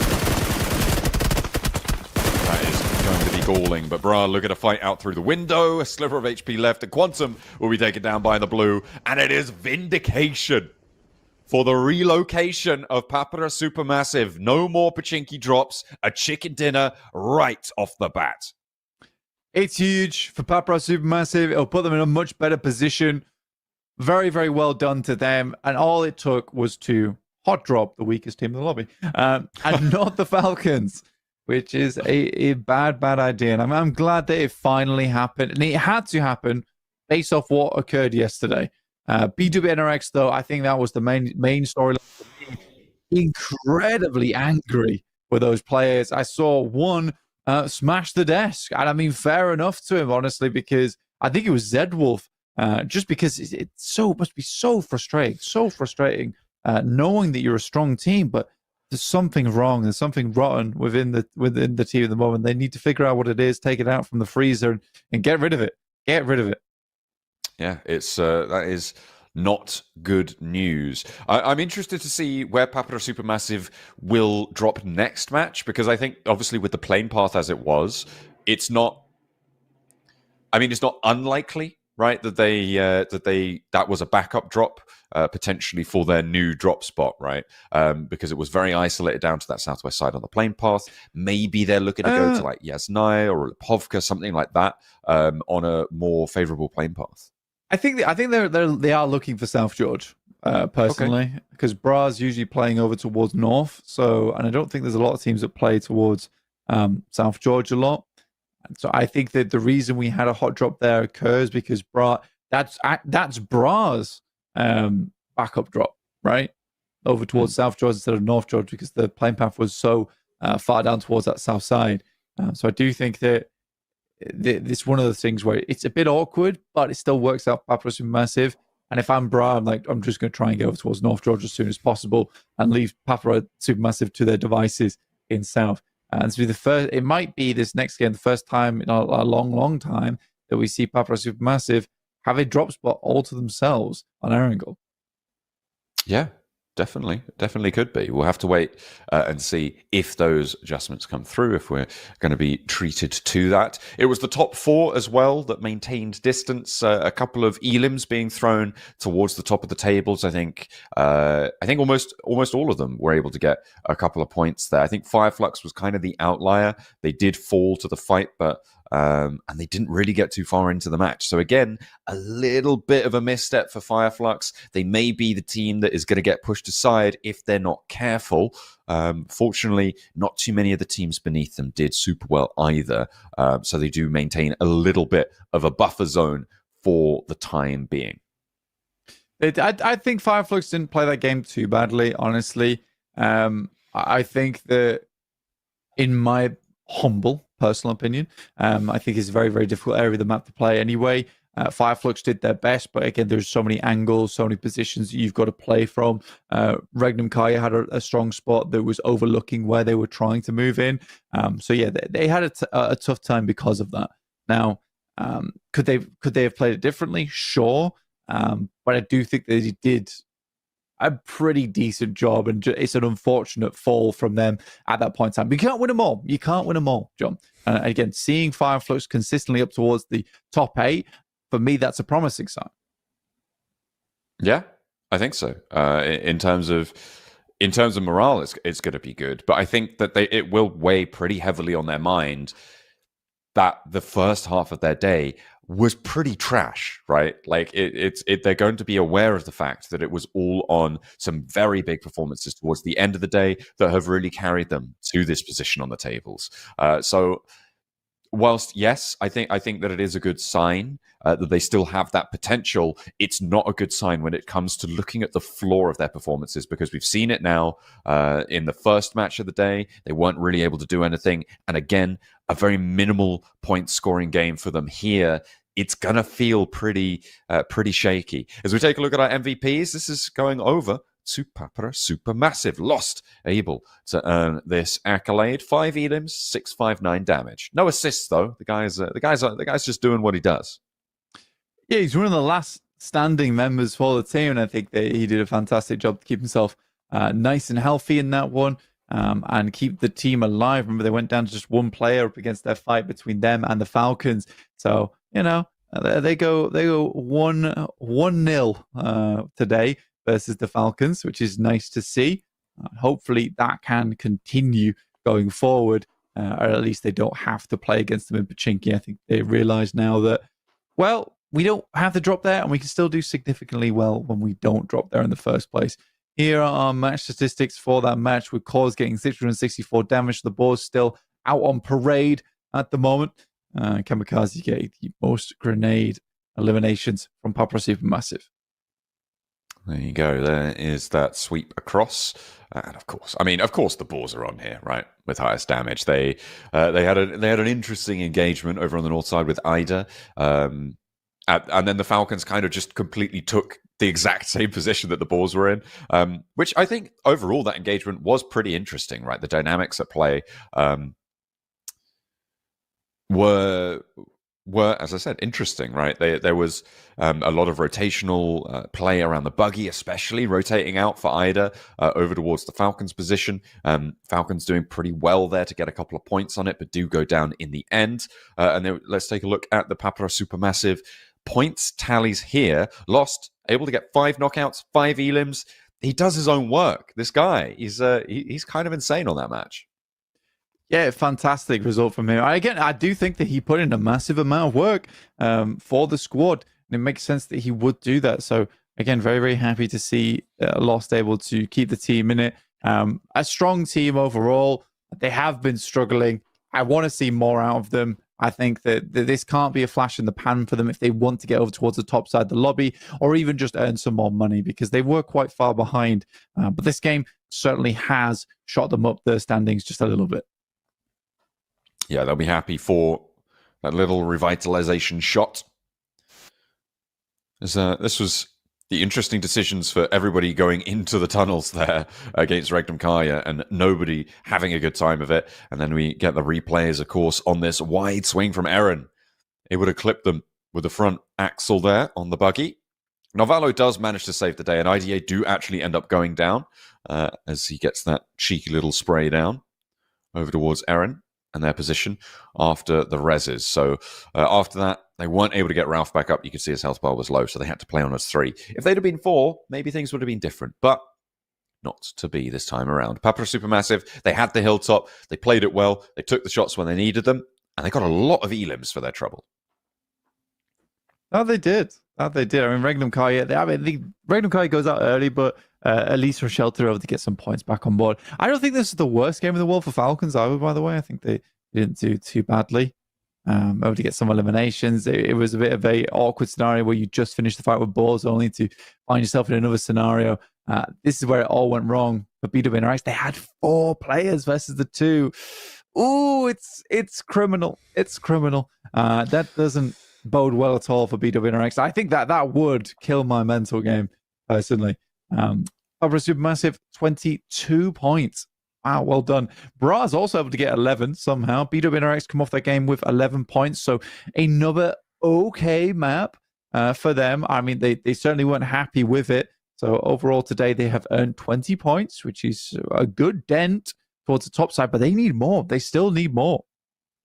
I mean, absolutely. Everybody seemingly needing a whole lot more. Regnum Kaya is the team that now I think is the only one who's going to have a chance at chasing here. Maybe Kara as well with the 6 points they're able to earn. But Falcons, Boars, S2G, Fireflux all get points on this match. And sure, it's not a lot of points, but it will just keep the bar moving, right? At the moment, Fireflux will still be on that 4th place bubble with the 3 points that they got. I think that will leave them on 62 at the end of things, all things told.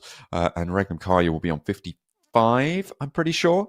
Yeah, there we go. 62 on the bubble for Fireflux and Regnum Kaya 55 to see that drop off going. But then K1 on 48. They are quite far behind now on to that 4th place. And then you look up at 3rd place and it's 70 points. And that's even more daunting.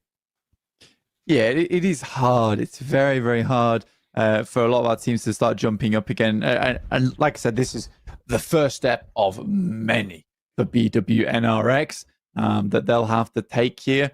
So we'll see just how well they can do over the next 4 matches of today. Fireflux are able to stay there at 62, but they are slipping. Falcons are eking it in still with 70 points. But S2G continue to just pump out points here and there. I think they went down quite early that last game, which is a little bit uncharacteristic for them. Fenerbahce at 40 points in 8th place. You head over towards our 2nd page. You see that BWNRX certainly turned things around a little bit with 37 points, equaling up there with Ida and Papara Supermassive. Yeah, Papara Supermassive as well, jumping up from 15th place to 9th now. And I think that's probably, I mean, you said they weren't a 15th place team, right? And maybe they are a 9th place team. Maybe that's where they feel a little bit more comfortable. They were just rectifying that issue. Bra make themselves a little bit of headway as well on the tables. They rise from the bottom by 1 point, and on tiebreaker with Foot do end up losing that one. But they're in 15th instead of 16th, which has got to feel still pretty bad, but better than 16th. Yeah, definitely. There by 1 point. It kind of feels like they're sharing that last place right now at Barsai and Bra. Potentially even games, but I think they once again have had that big fall off, which is sad to see. Definitely sad to see. Yeah, it's not pleasant. It's a real bad time. Foot, I think another team that has had this massive fall off as well. We talked about them a lot yesterday. Is Thunder Talk.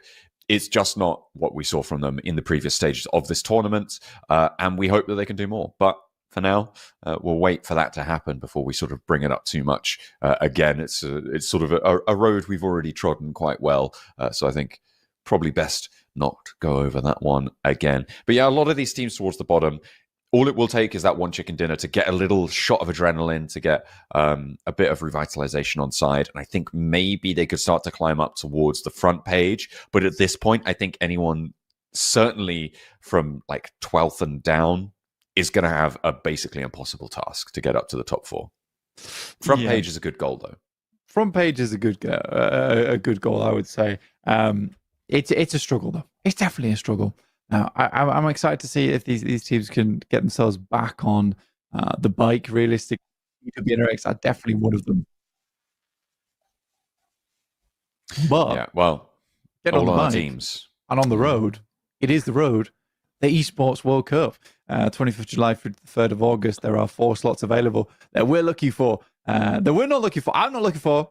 All right, okay. You know, right? I'm not looking for it. I'd like to go to EWC myself as a player, but I'm not that good. I'm just not that good. But some of these players definitely have a chance to. In terms of the teams, there are 4 slots available, 16 players, maybe some more with subs and coaches and analysts, but 16 players will be making their way through to that EWC on the 25th of July to 3rd of August. And tickets are now available, so make sure you pick yours up. Yeah, head on over, check them out, because we will have 4 representatives from Europe taking part in the tournament. Who they are remains to be seen, but at the moment, S2G feel like a pretty big lock on that one, as well as actually kind of no one else feels like a massive lock right now in terms of their gameplay credentials. It's starting to become clearer and clearer that Boars are very likely to be there, but for now, I think there is still some competition to be had in terms of teams showing that they very much deserve one of those spots, right? S2G, first place league stage, first place knockout stage, currently first place in these finals. There's no question that they're a team that deserves it. What I'm interested in as well is the idea of a team winning via Smash Rule actually sort of reduces that bubble, right? Because if you're thinking about, oh, well, they're all going to play 18 matches, that's not guaranteed. We could be playing as few as 14 matches, right? And so you're going to reduce that boundary and potentially have a lower barrier to entry for that 4th place, which means that each point is proportionally more valuable, and therefore every chicken dinner. Yeah, absolutely. I think. Sorry, you were saying a lot of words, and There was a lot of maths words in there. were flying past my head, and it was a struggle for me. I know when I know when it happens. I know what happens when I start talking about maths. Yeah. I go, Hogshoe. Hit me with the snores. What the hell? Yeah, sorry. You have that bubble Sorry. glowing from like the anime bubble. Yeah. Hell yeah. I think we have something on the stage at some Do we? point. Yes. I'm not sure what it is, but we'll find out alongside with you guys. But after that last match, I think that there was a lot that's up in the air right now.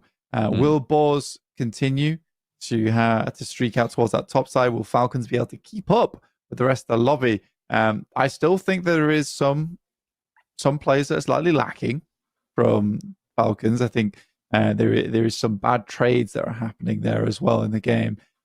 They're still a great team, though. Don't get me wrong. But let's head over to the stage. We'll see you guys soon.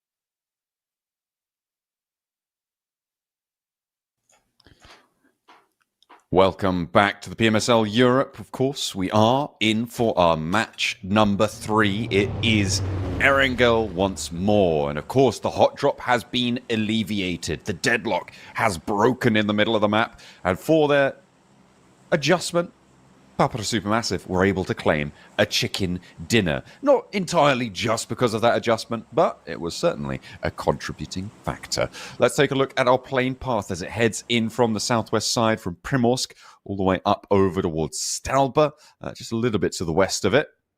And our teams will be dropping on out. And as I said at the end of the last match, I'll be interested to see where Papa Supermassive drop and if Bra drop over towards North George, if they're going to get on well there. It's going to shake up the region a little bit. That it will. Again, over towards that north side. It's still quite a long drop for Bra anyway, as well as Papa Supermassive. They do want to go for this, but they're dropping out slightly later. Oh, I was really worried for a second that they were going to give it a second go over towards Pachinki. But no, luckily we are going to head over towards South George around Crates area. Bra's dropping out much, much earlier, though. This time we'll be heading over towards the south side of Hospital, which is certainly an interesting approach to me, because Papa Supermassive, in my opinion, drop out where you should be dropping out if you want to go South George, and Bra's going to be late to the party here. I mean, they're going for vehicles, right? Sure, but if there's nowhere to go and you're already getting shot at as you're coming into the compounds, it's not great news for you. Yeah. No, you would think so. Circle goes up to the north side, so it looks like we might be in a shooting range hills finish. Of course, it could go anywhere within this circle, even Zaki, but it'd be pretty dramatic. At the moment, though, the Falcons grabbing the bikes, getting on through the loot. I mean, they've never been happier, right? In Pachinki, on their own, looting everything. They're feeling great. They're feeling themselves. They're having a great time. They're in the top 4. What more could you ask for? Luxury. Nothing, really. It's fine. Life's good right now. Falcons, though, do want to get some more points on board, total-wise. Catch heading in towards the building.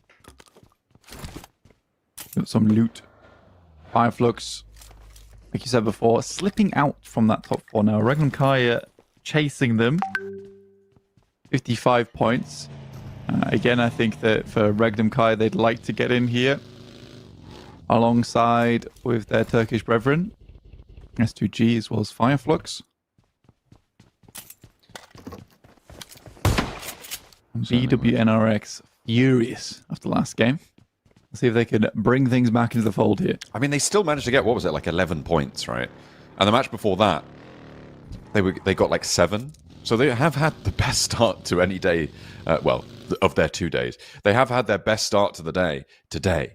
And they've done more for their points totals over the last 2 matches than they pretty much did in the entirety of yesterday. So even though the situation itself is pretty galling, right? It's pretty upsetting. When you think about what the actual impact is on this tournament, it's done pretty well for them, right?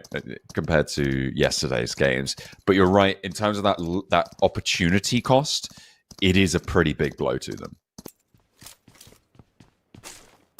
They could have got a lot more points that game. They had 4 players alive. Like, if they came out on top there's potential that they win that 4v3 versus Papara Supermassive.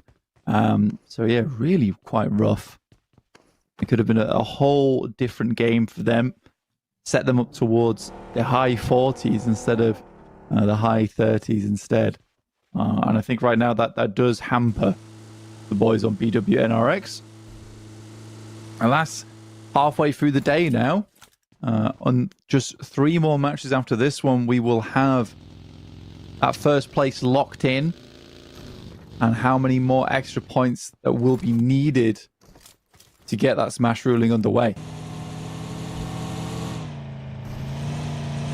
Yeah, well, it'll be interesting to see where that falls. I mean, if we think about what we were talking about, what we were predicting, that 50 point per day kind of metric to look good going into the final day, to be a qualifying team in the top 4, you sort of expect the first place team to be up higher than that, so potentially up to 120. So maybe that smash barrier could be set as high as 130 points, which not too many teams will be able to surpass at this point. The spray downs from Black Sports. Feinbra, they are denied entry to Georgia Pole, and it looks like they're in a bit of a tailspin. Again, for Bra, they're just not having a good time versus Papara Supermassive. Over on that northwest side of the map, they're struggling. They're definitely struggling. I think for Papara Supermassive, this is wonderful for them. They're just earning more and more points off the back of this one. Black Esports got involved over there, as did Regnum Kaya, and Papara Supermassive, the last nail in the coffin there for Bra, who, again, I don't expect too much more out of this team. No, it's fair. Teams down towards 13th and downwards, I think I would just count them out up towards those EWC slots at this point. Yeah, for sure. I think that even I would go as far as maybe even 10th at this point. I mean, and I think that's actually being a little bit generous, to be honest. There can be those wild, massive elim games, but the fact is that anyone from 10th downwards just hasn't really shown that the floor of their gameplay can keep those averages up to really make that impactful, right? Because we were talking about that bubble being somewhere probably up towards 150 if we go to all 18 matches. I don't see any of these teams being able to reach that at this point. You know, we're getting to almost halfway through their tournament finals, and they're nowhere near that mark. They just need to. They can't really do it with just the one big game. It needs to be a raising of the floor that does it.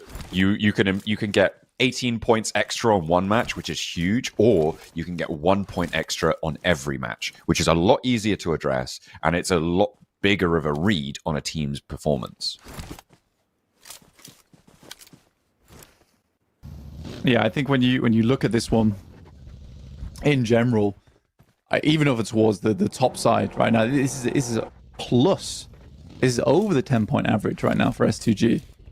Like if we were to end things and they continue on this kind of streak, which does look promising as Papara Supermassive finds a shot over towards Kelsey, they would be ending around about 180 points tomorrow after all of their games. At the end of today, it's probably looking roughly around 120, so it's 130 points that's needed to even hit the smash ruling. So yeah, it's tough. It's very, very tough. I think if you look further down, I think you'd be reasonable saying it's probably going to be 120, 130 points for fourth place. Yeah, it's very difficult to know where this boundary is going to be. First place is notoriously one of the most volatile positions to predict in terms of the actual score that will be in first place, because generally first place teams can have these massive runs. They have this ability, by virtue of being the strongest team in the lobby, have the ability to just go chicken dinner, 3 matches in a row, and get huge amounts of points and inflate that top spot. But also it could be as closely fought as 2 points difference between first and second. I mean, we saw it at the global stage, right, previously, a few times. So, it can be very closely fought there. So that first place position is one of the hardest point positions to actually predict based on anything, right? But if I had to guess, I would say the end of today is likely to look somewhere near 120. Yeah, probably closer to that. It is difficult for sure. I think we generally, because we have cast these games so frequently and so often over the many years we've covered PUBG Mobile, sort of have like a sense for it at this point in time. Yeah, I think I'd agree with 120, 130. That's like roughly where I imagine that fourth place. Yeah, well, is going to be. I mean, 120 for first place. I was talking about there for first place for 120. That's a 10-point average, right? Which is what we talk about being a really good metric. Oh, I mean at the end of this tournament. Oh, at the end of the tournament. Yeah. Okay. Well, it depends if the smash rule happens, right? But if you go all 18 matches, that was what I was saying. 50 points a day. I'm expecting to be close to 150.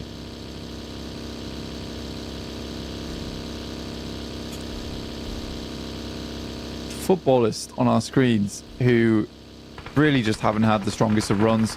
I think up 4 has definitely kept that team together in terms of the glue of the roster. K1 not giving quarter over towards Fireflux as Matcap gets taken down on a roll down. Nice little pickup K1 there. K1 is chasing. They do turn around though eventually. They thought maybe they could get a little bit more, but they're going to run slap bang into the forefront of Fireflux, who have lost a player. But we'll be getting on with the business as soon and swiftly as possible. I mean, the circle heading out this way keeps all of that Georgia Pole Delta in, and it makes it really difficult to actually play around because you have to choose north or south. At this point, you're basically going to just have to pick a side and hope that you win, right, on that coin toss decision. Yeah. More of an estuary than a delta. Yeah, I give you that. Like esports, points, 2 elims. They're just shy of that 13th off that I was talking about. But again, they do have to really pull the socks up overall. If they don't, you can have this scenario where they're just getting outclassed. I still think that they are one of the best when it comes to team play, but it seems like balls that are just causing problems for them. Just have large enough to make crazy plays on the map. Did you move that? I mean, it's a hard south shift as well, right? It's basically touching the existing blue zone on that south edge. It really didn't make us wait too much longer to figure out where we were going to end up on this circle. So, I mean, that, to be fair, is a little bit of a blessing for our north side teams. They don't have to crunch in closer to the shoreline. It actually opens up the circle a little bit more than staying closer to the middle of where things were. Quite a few teams trying to push onto Everest, though, as you said. Ida already having their outpost. Falcons to the southeast. Foot, Fireflux. I think K1 also all trying to push in onto that angle and see if they can find the shots. But it's K1 fending off against Fireflux. They did spot them on the rotate earlier. Easy for Bad Boy has been knocked, and they definitely want to get him back up. He is putting in the lion's share of the shift right now for the roster, so can't be letting him go down without a fight.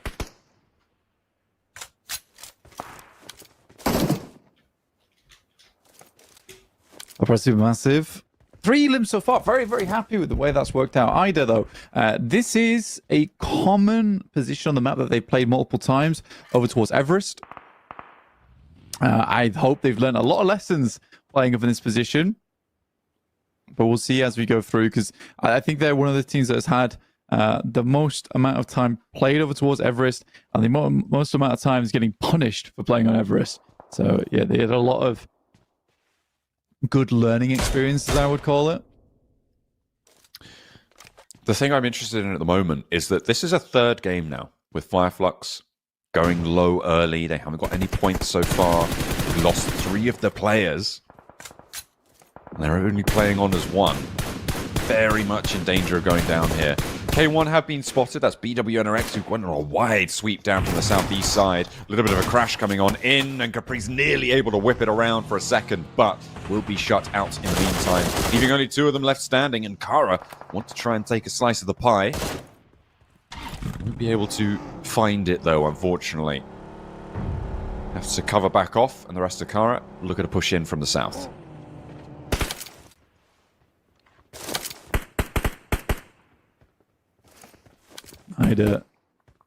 We'll just be watching this high ground spot.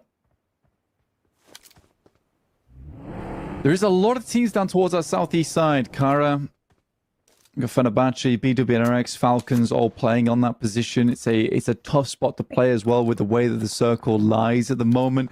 You do have a lot of space just cut out, basically, around Everest. Where you have to make that horrible run down towards the southwest through the fields, or crunch yourself past that open ground that Boz is currently holding on the north side with that compound that sits out in that open flat zone. So yeah, it's a hard decision for a lot of our squads on the southeast. I think of Black Esports, Barsai, Regnum Kaya, you've all very happy with the decisions you made early to pick up crates. K1 moving Slonik in there. Fireflux do go down, and again, they don't move very far. They started today, Blank, on 59 points. They've only managed to get 3 so far in the first 3 matches. They did have a massive turn up in the final 3 matches of yesterday, so maybe we'll see a repeat performance, but Regnum Kaya not going to allow that to be easy. Falcons, they're trying to push up towards Foot on the east point of Everest as they to get around it and get a little bit better. They've left one player towards the back lines here of the Falcons, and that's going to be fending off anyone who tries to step close to them there. Yekta, though, lobbing those nades down. And that is going to really hurt as they find their way over towards Ralph. Doesn't quite fully get that flush, though, and Foot are putting a lot of impact here now onto this point. The nades do answer, and they do get that knock, which is going to slow Foot down. And maybe the opener they're looking for. That backline coming into play as well as Fenerbahce try and swing through. Foot may have bitten off a little bit too much here, but they find Koa, and that will be a nice pickup for them. Ralph did get rezzed and will start the heal.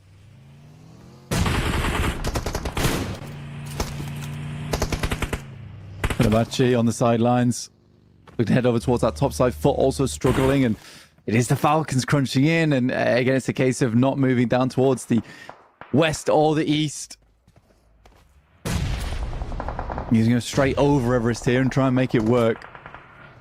Ida are chiming in now as well. This is a 4-party engagement playing right on the edge of the zone. Falcons looking to try and disengage from their unfavorable angle. They know that the sightlines from Fenerbahce, from Ida, will start to crush in on them, and they just want to take the fight with one team. It may not be super favorable or the best way to take the fight up the hill, but it's the best when there are off angles, when there are third parties just around the corner. And they have managed to find Doka Machine. Falcons doing well to align this fight between them, Fenerbahce, and Foot. They've put Foot right in the middle there, and they will crumble under the pressure. Now Fenerbahce are also in the middle of it. Falcons, I think, may have had a masterstroke to be able to push themselves out to this east point. It is wild that Falcons have been able to make this work, by the way. It's also funny to me that every team had the exact same decision. I mean, I set it up earlier where it's a case of you move over towards the north, you deal with balls, move down towards the south, you're in the field. So what do they all do? All try and push over the top of Everest. Quite funny to me. Falcons are struggling now, though, as another goes down. Now just the one player up remaining in Redox. And can he make it work? There's 2. There's 3. He's able to do so much work, and there's only one player now standing on the top of Everest against the Falcons, trying to push in against Ida with the backstab.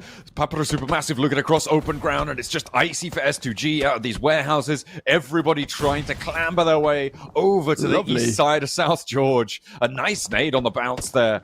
Sees another player from Papara Supermassive unhappy.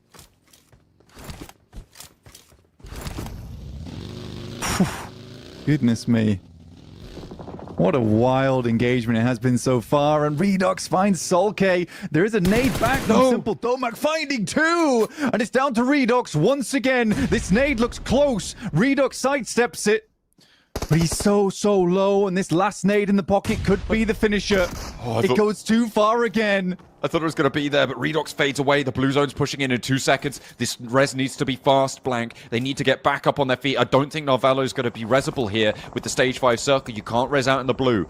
Unless they have a vehicle, this is going down. But Fenerbahce, can they get out of it either? With their only player left standing, they're going to have a real tough time. The backseat sprayed down by Tron as everybody on a mad dash. Finally, the Falcons take another knockout their way, but Redox and Koa are still alive. Koa looking to get the healing done, tries to push on forwards. The nade is in, and Simple Domak goes down. Falcons weather the storm for one moment longer. Ida no longer there. They've been replaced, usurped. I think, is that BWNRX?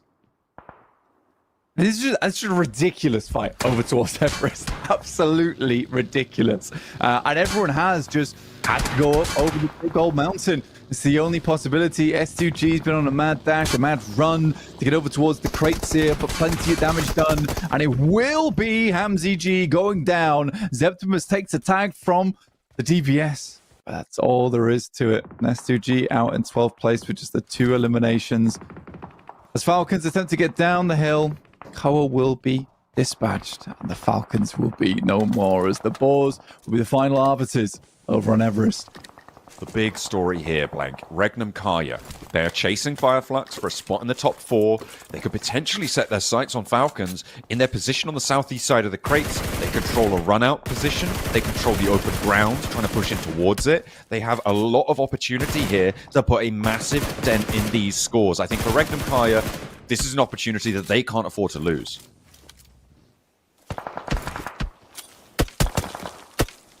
I think you're 100% right.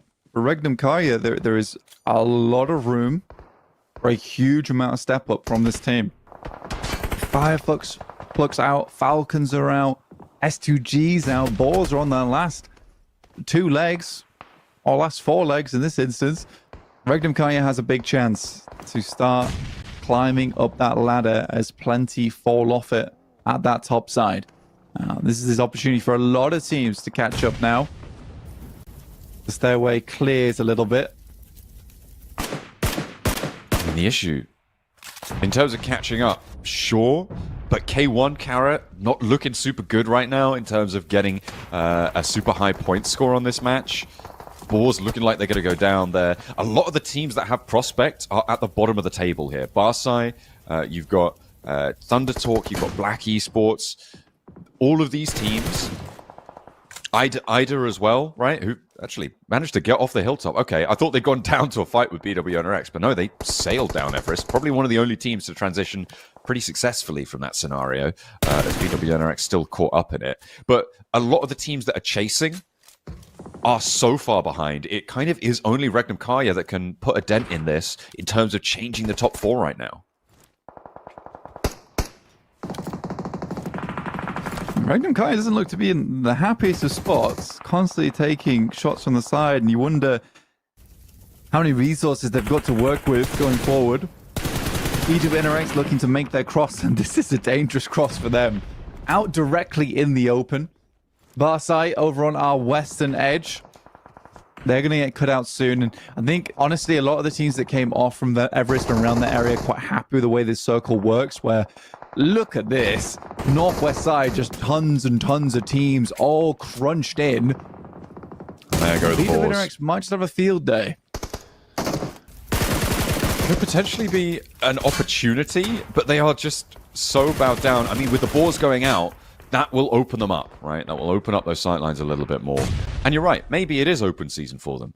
But Kara holding this building in front of them as well have got an opportunity to do damage in the same way. The question is, which side of this road does this circle shrink next? Yeah, I mean, if it goes over towards the southeast, it really is a field day because it'll be ending out in the fields. I get it. But over on that northwest, if it heads back that way, I mean, both BWNRX and Kara are going to be living a really, really tough time. And you can tell that no one wants to move. Everyone's taking shots out over towards Kara because everyone wants a piece of this building when it comes down to it. It would be great for them. The ridgeline, chilling out. Look, there's even a horse out there. Idyllic right now. But not for long. Teams are going to start to get compressed. Everybody, I think, currently is into this next circle, and nobody is making any moves right now. With 8 teams alive, there is a threat in every single container. And you do need to be worried. Black Esports actually looking to get closer and into a warehouse. A big bid for control here as Aussie sails in. Is there a player on the inside of this? I think there is. They did not scan the angles, and he's just tearing through him. It's Nico. Absolutely dominating on the inside, but fortunately Aussie with a sliver of HP just about pulls it back together, but the nade over the top finds that re-knock. Goodness me, they just didn't check out the angle. They had no idea there was someone in there with them. It's a dangerous push. It's a very dangerous push. Also, the rest of the TTQ's on the outside, so it's not like there was a lot of noise inside that building either. At this stage of the game, you've got to assume that every little area that is free to play, that's going to be taken at some point. Nasty Circle centers up on the road of all places. Regnum Kai is still in this one, just about, alongside with Ida. Go over towards their north. Taking shots, they will find a player from bar side. BWNX Ria still chilling out in this field behind the ridgeline. Kara yet to dispatch them. Try and make their way through the crates. It's the teams that are closer to the corner that are going to have a good time here. Ida will have to be maybe preoccupied with Thunder Talk here. After they do manage to get Nico back up and alive. They'll survive it. Oh, BWRX make the push. They take care of Kara. All of their players get across, and now they have the building as well. Yeah, it's huge. It's absolutely huge for them. For Kara, they expended so much utility earlier. And for BWNRX, what I will say is big respect to them where they were very cautious about using their nades too flippantly. They've actually saved a ton of them for this endgame. Because for BWNRX, they know as much as we know that this can't be a lackluster game, right? This has to be a bunch of points accrued off the back of it. So they had to... Okay. Oh, no. They had to play it very smartly and cautiously. Not quite like that play right there. But to the point where they had to do it dry over towards Kara to make sure they had the utility on side for this endgame. Outside trying to cross. Merciless will be spotted, sprayed down. Nico takes a look over to the firing squad across the field, across the road. Having a bad time. 6 teams now remain. We're into stage 7, soon to be stage 8, with one more circle shift. It could potentially dictate as to if BWNRX are going to get the game or not. The next zone will display in 10 seconds, and Barsight do fall, leaving 5 teams now remaining.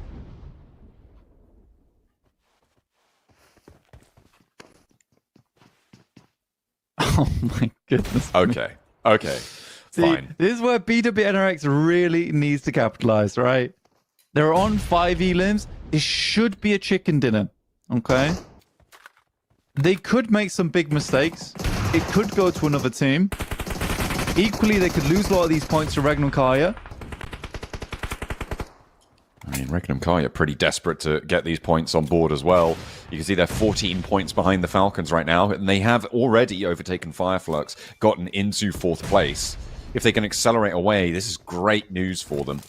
Regnum Kai are now back in the race for the top 4 places. Thunder Talk wanted to try and push in as well. Dropping the smoke. Nico, bit of a hero, really. Single-handedly dealing with the aggression from Black Esports. Did get knocked, but they've got him back to his feet. He's got the MG3. This is a crazy play from Regnum Regnum Kai. They're going to try and make the move out over towards BWNRX. They're taking shots. The nade should be in hand. A drive-by in place. Hikari gets taken down. And it's all gone wrong.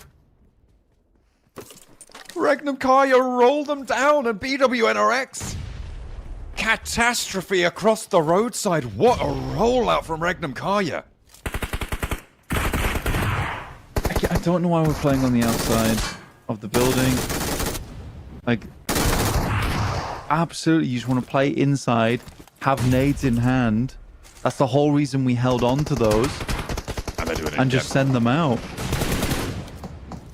They're going for the high ground here. Thunder Talk will dispatch the last player of Black Esports, finish what they started. But now Kairos gets knocked to the blue zone. A nade over should maybe tag the damage. They pick up the point. 9 elims now blank. They are just churning through this lobby. Silas has the high ground here, an underarm on the nade. The rest of the team across the way. He's pushing their backs to the blue. Maybe they just deny the points here. They just fade away into the crates and go quietly. But Striker found with a nade there. And Silas keeps this pushing forwards. With the shotgun in hand, wants to burn them away. He'll ping them out. Another point earned. 10 now on the cards, and they just need a little bit more. The rest of the team's here to play as well. They know they're in these alleyways, and they will churn through them with the shotguns. It is a Regnum Kaya chicken dinner. They are pushing for top 4, and they are making their mark here. Sweep aside BWNRX. No chance. Regnum Kaya are here to play. For BWNRX, what a way to end it for themselves. I'd be kicking myself if I was in their situation. You can just play inside, you drop smokes on the building. Realistically, that was one of the only few options these teams had left if they wanted to win that game against them. So you drop smokes on the outside, and then you start layering those grenades. The big thing for me is the fact that Regnum Kaya, when they head over there, they get all those eliminations. They must have been so pleased with the loot pile that they just ran into, because every single body over there on BWRX had up to 2 to 3 grenades on them, which made that end game just so easy for them to finish out with. Really silly stuff. Again, it's been, for BWRX today, it has been a day of small victories, but greater failures. I don't really, it's very, very hard for me to really pinpoint how they're doing, because on one end it's like, well, we're consistently putting up 9 to 11 points per game, which is great, by the way. It's great, it's consistent stuff, but there are so many times where you're like, well, BWRX could have done a lot more. They could have done a lot more. So it's hard to hate on them. It's hard to hate on them because they aren't doing terribly, but it's just frustrating to watch. I mean, it was the winning position, right, in the end. And you could argue maybe Regnum Kaya would have been involved in that fight across the road. It might have been a bit different. I think that, if BWNRX or if Regnum Kaya don't go for that roll down, they don't win. And BWNRX just do, right? There is, it's kind of, there's no two ways about it, really. They had that position. It wasn't going to get closed on in time to really make a difference. But Regnum Kaya just kind of crazy with the rolling up shooting as well, right? To be able to find those 2 knocks almost instantly was so huge, and there was no response from BWNRX. Yeah, I mean, they found the first knock. I mean, it was the full roll down. There wasn't really much fight put up against them by BWNRX, and they were outside the building as well. That's the thing that just confused me the most, is that they played on the outside, and it was just free DBS shots to them all day long. I don't really know how to have fixed that. I don't know how they could have played around it.